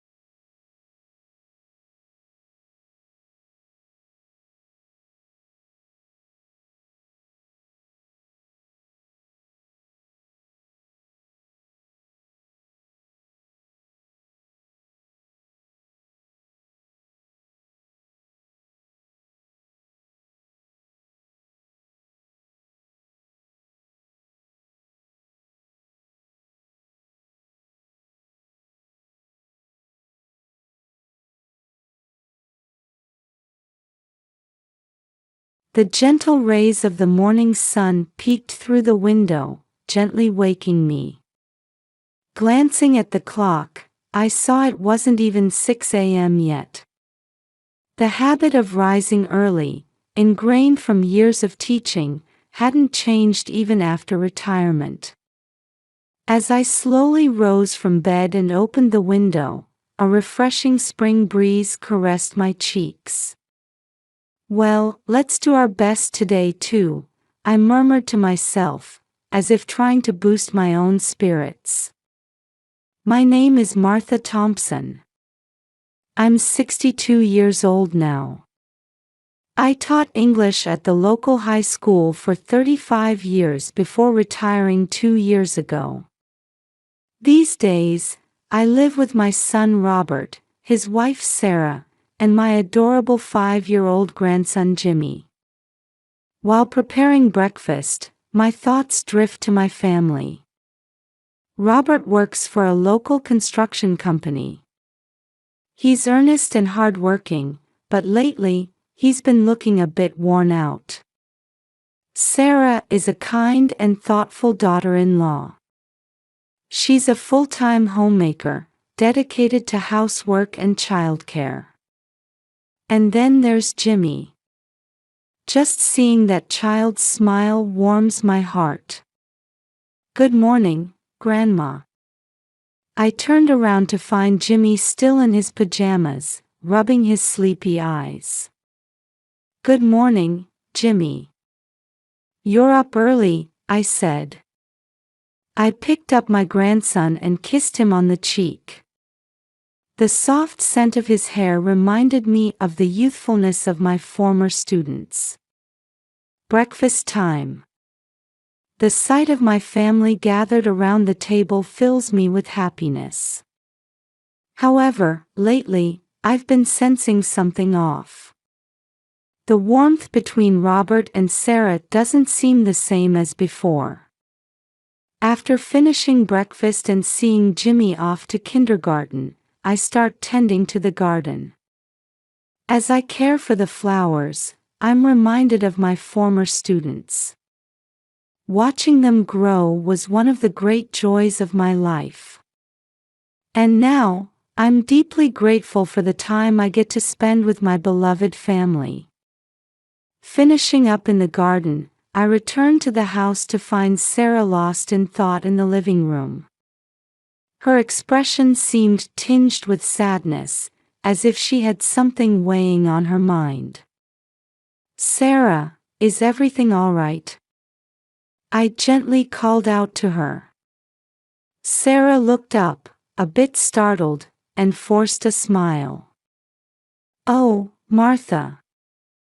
I'm fine, just thinking about some things." I sat down next to her and gently placed my hand on her shoulder. "You've seemed troubled lately. Would you like to talk about it?" Sarah hesitated for a moment before letting out a deep sigh. "Actually, I'm worried about Robert."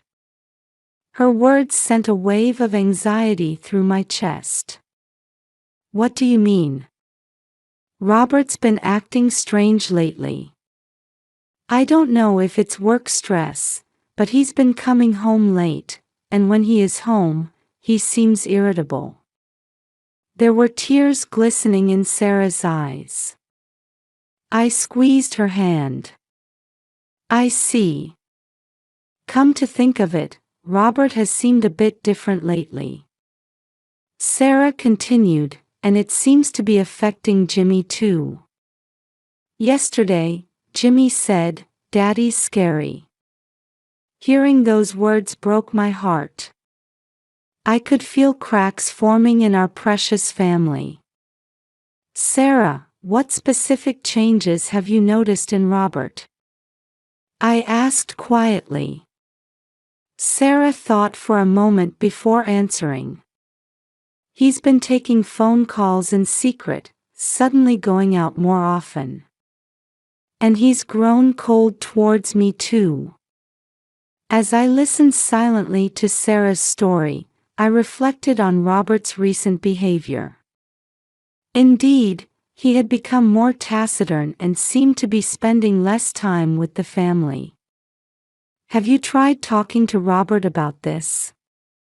I asked, and Sarah shook her head sadly. "I've tried, but he just says, it's just work being busy, and brushes me off." Our conversation was interrupted by the sound of the front door opening. Jimmy had returned from kindergarten. "Mommy." "Grandma," his cheerful voice rang out. Sarah quickly wiped her eyes and put on a smile. "Welcome home, Jimmy. Did you have fun today?" Jimmy began happily recounting his day at kindergarten, but I noticed a shadow of anxiety in his eyes. I didn't miss this change in my grandson. That night, at the dinner table, Robert came home late and began eating in silence. The family conversation lacked its usual warmth and felt awkward.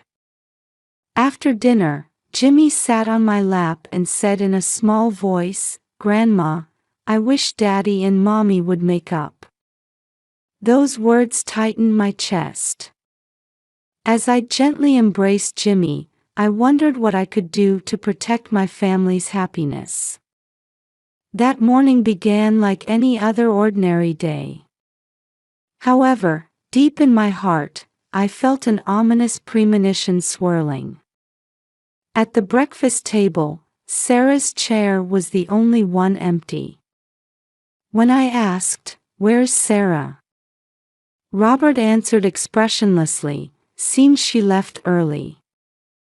His attitude struck me as odd, but I didn't press further. All day long, there was no word from Sarah. As evening approached, a heavy rain began to fall outside. As the wind howled and trees swayed violently, my anxiety only grew. "Robert, hasn't Sarah come back yet?" I asked. He avoided eye contact and curtly replied, "She's probably working late." As night fell, the storm intensified. My heart raced to the sound of rain pelting the windows and distant thunder.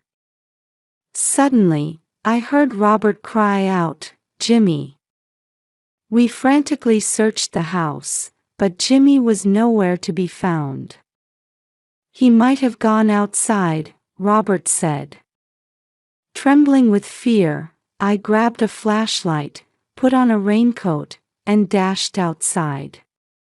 Beaten by the fierce rain and wind, I searched the garden. "Jimmy! Jimmy!"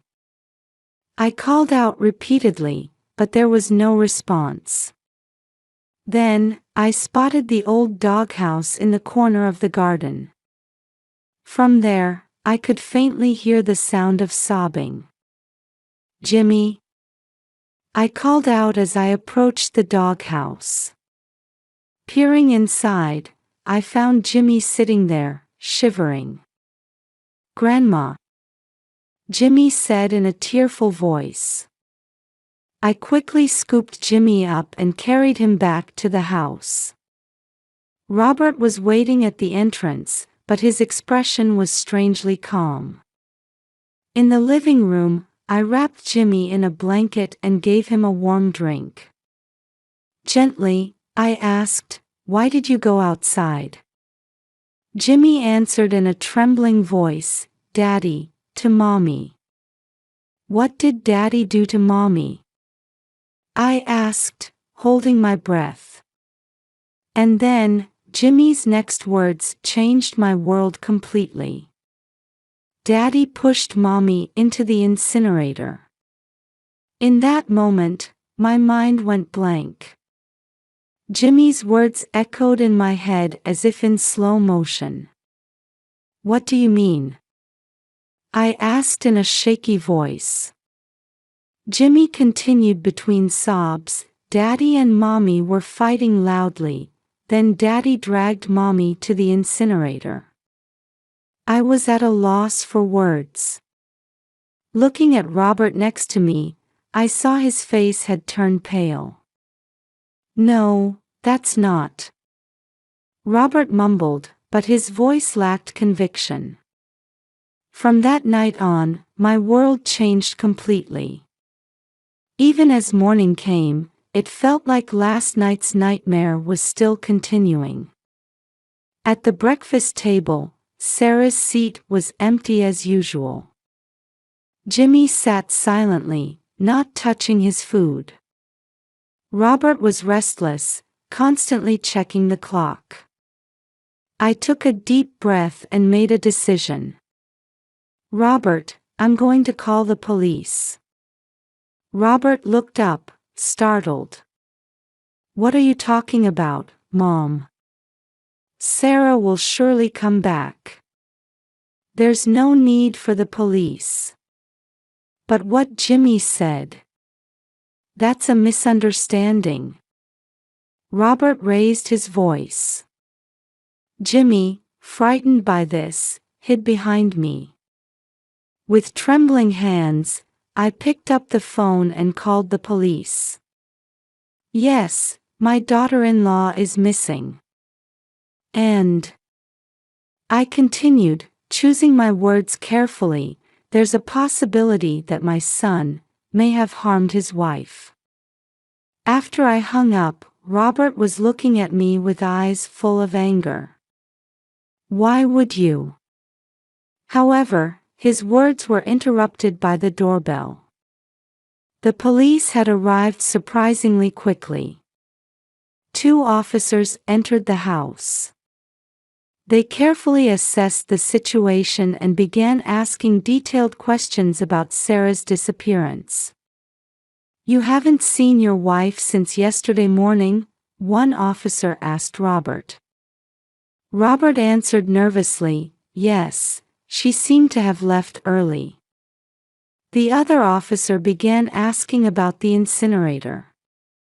I didn't miss how Robert's face tensed for a moment.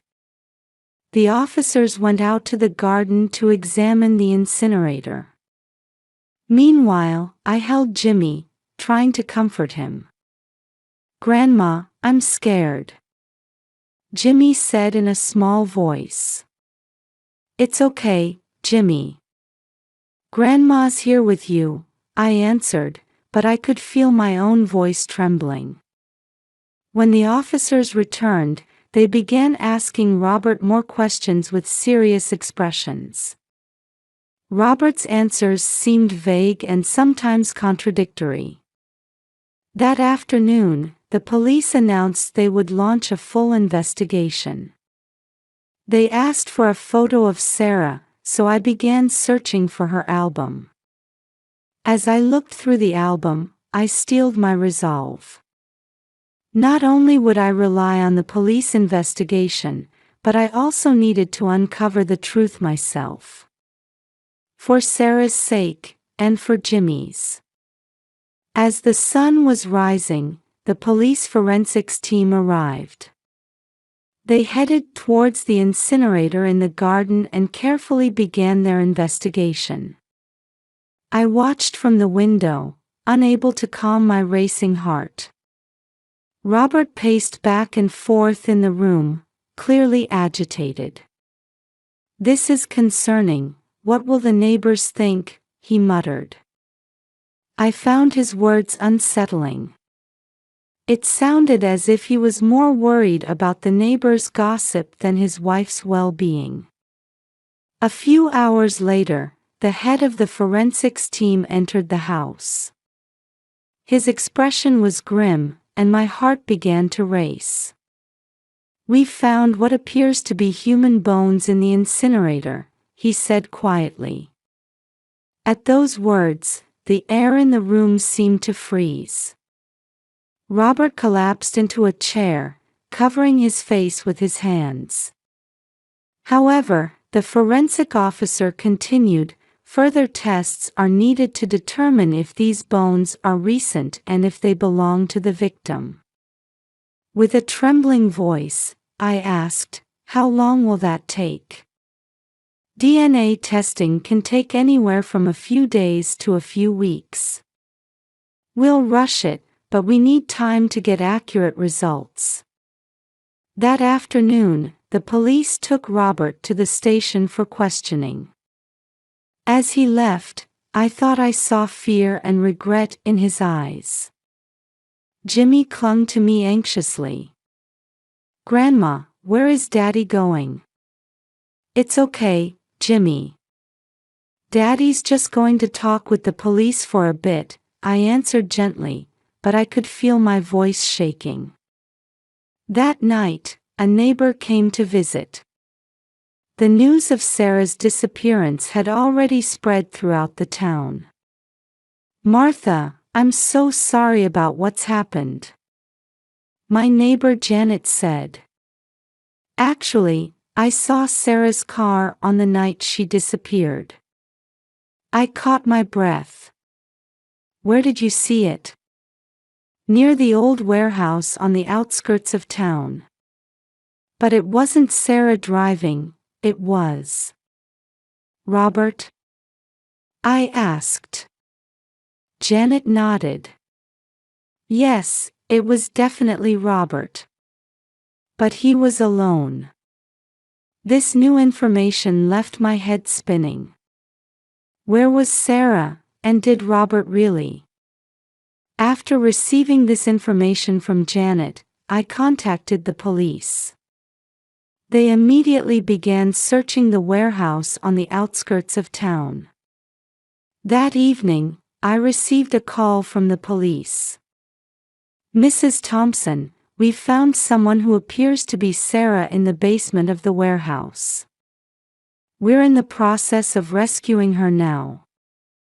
My heart raced at those words. "Is she alive?" I asked, holding my breath. "Yes, she's conscious but seems to be in a weakened state. We'll transport her to the hospital immediately." I rushed to the hospital. When I arrived, a police officer was waiting for me. "Sarah's condition is stable. However, she seems to have been through quite an ordeal," he explained. When I entered the hospital room, Sarah was lying in bed. She looked thin, pale, and had dark circles under her eyes. But she was alive. That fact alone brought tears to my eyes. "Sarah." I took her hand. Sarah weakly opened her eyes and looked at me. "Martha." Her voice was hoarse. "It's okay, you're safe now," I said gently. After Sarah calmed down a bit, she slowly began to speak. "Robert, he locked me in the basement. He." She choked on her words, and I gently squeezed her hand. "At first, he threatened to throw me into the incinerator. But instead, he put me in the basement." Tears welled up in Sarah's eyes. "Why would he do such a thing?" I asked. Sarah let out a deep sigh. "Because I found out about his affair." He panicked. At that moment, a police officer entered the room. "Sarah, can we talk to you?" Sarah nodded, and I held her hand as I listened to her testimony. The details of Robert's affair, how Sarah had found evidence, and how Robert had threatened her and eventually locked her in the basement all came to light. When she finished speaking, the police officer said quietly, "Robert has already been arrested. We're still investigating the bones found in the incinerator." Sarah asked in a trembling voice, "Jimmy? Is Jimmy okay?" "Jimmy is fine," I reassured her. "I'm taking care of him now." Sarah closed her eyes in relief. "Thank you, Martha." As I left the hospital room that night, I renewed my determination. From now on, I would protect Sarah and Jimmy, and walk a new path in life with them. While Sarah was recovering in the hospital, I continued my efforts to uncover the truth. With each visit to her hospital room, Sarah gradually shared more about the terrifying events of those days. I found messages on Robert's phone from an unfamiliar woman, Sarah began in a shaky voice. At first, I wanted to believe it was nothing. But I nodded quietly at her words. So, you confronted Robert. Sarah closed her eyes and took a deep breath. Yes. But he flew into a rage. That was the beginning of it all. From Sarah's testimony, the existence of Robert's mistress came to light. Her name was Carol, a colleague from Robert's workplace. As the police investigation progressed, new facts emerged. Carol had also been reported missing a few weeks earlier. A missing person report was filed for Carol, the detective in charge informed me. The timing of her disappearance is close to when Sarah was confined. This information weighed even heavier on my heart. What had Robert done? And the bones found in the incinerator. I decided to gather information from the local community as well. I visited the town library and the cafe Sarah frequented, talking to people. Mary, the librarian, had some interesting information. Just before Sarah disappeared, I saw her having a heated argument with a woman named Carol, Mary said.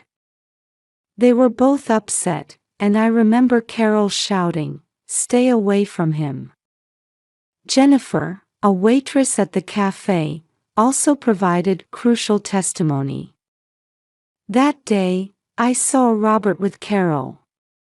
They seemed very intimate. As I gathered this information, the outline of the incident gradually became clearer in my mind. However, big questions remained. Where was Carol? And did Robert really? Every night, I compiled this information in my notebook, forming as many hypotheses as possible. As sleepless nights continued, I vowed not to give up until I reached the truth. For Jimmy's sake, for Sarah's sake, and for our entire family, I had to uncover the truth. That thought kept me going. The truth came to light just before Robert's trial was set to begin. After consulting with his lawyer, Robert decided to confess to all his crimes. I listened to Robert's confession at the police station. His face was haggard, and the light had gone from his eyes. "Mom, I'll tell you everything," Robert said in a thin voice. Robert and Carol's relationship had begun about a year ago. It started with casual conversations and eventually deepened into a serious affair. Things with Sarah had cooled off. "Carol understood me," Robert explained. "But it was a mistake." The situation took a drastic turn the night Sarah discovered the affair. Sarah confronted Robert and demanded a separation. Panicking, Robert threatened Sarah and locked her in the basement. I wanted time. Time to think, Robert continued in a trembling voice. But the most shocking truth was yet to come. Robert began to speak painfully about Carol's disappearance. That night, Carol came to the house. She said she wanted to talk about Sarah. Robert's eyes filled with tears. But we argued. Robert and Carol's argument escalated, and he accidentally pushed her down the stairs. Carol, she stopped moving. I got scared. Robert covered his face with his hands. In a panic, Robert tried to dispose of Carol's body in the incinerator. And in the process, Jimmy witnessed it. When Jimmy saw me, I didn't know what to do anymore. As I listened to Robert's confession, I was at a loss for words. The terrible crime my son had committed. And how he had imprisoned Sarah and destroyed our family to hide that crime. I threatened Sarah to hide everything, Robert said finally. But I'm not running away anymore. I'll take responsibility for everything. After finishing his confession, Robert hung his head low. I looked at him with mixed emotions. As anger, sadness, and love for my son intermingled, I thought about the long road ahead. A few days after Robert's confession, he was formally arrested and sent to court. I watched from in front of the police station as Robert, now in handcuffs, got into the police vehicle. His back was hunched, and there was no trace left of my once proud son. "Mom, I'm sorry," he said, turning back before getting into the car. Those words tore my heart to pieces. Sarah was discharged from the hospital and came to recuperate at our house. Her eyes held deep sadness, but also a glimmer of new determination. "Martha, I'm so grateful you're here," Sarah said, holding my hand. "I don't know what to do from here." "We'll get through this together," I replied. "For Jimmy's sake too." Jimmy didn't fully understand what had happened, but he was keenly aware of the change in the family atmosphere. He became more clingy than before, especially afraid to sleep alone at night. "Grandma, is Daddy never coming back?" Jimmy asked one night. "Jimmy, Daddy is going to be away for a while," I answered gently. "But we're here. Mommy, Grandma, we're right here with you, okay?" As the days passed, we slowly began to look forward. Sarah started receiving psychological counseling, and Jimmy began attending a new daycare. While supporting them, I also faced my own emotional wounds. One evening, as the three of us sat in the garden, Jimmy suddenly burst out laughing. It felt like the most beautiful music I'd heard in this house in a long time. Sarah and I looked at each other and smiled softly. In that moment, I was certain we would overcome this ordeal and walk together as a new family. "Well, shall we prepare dinner?" I stood up. "I'll help," Sarah followed. Jimmy jumped up happily, shouting, "I'll help too." This is where our new life begins.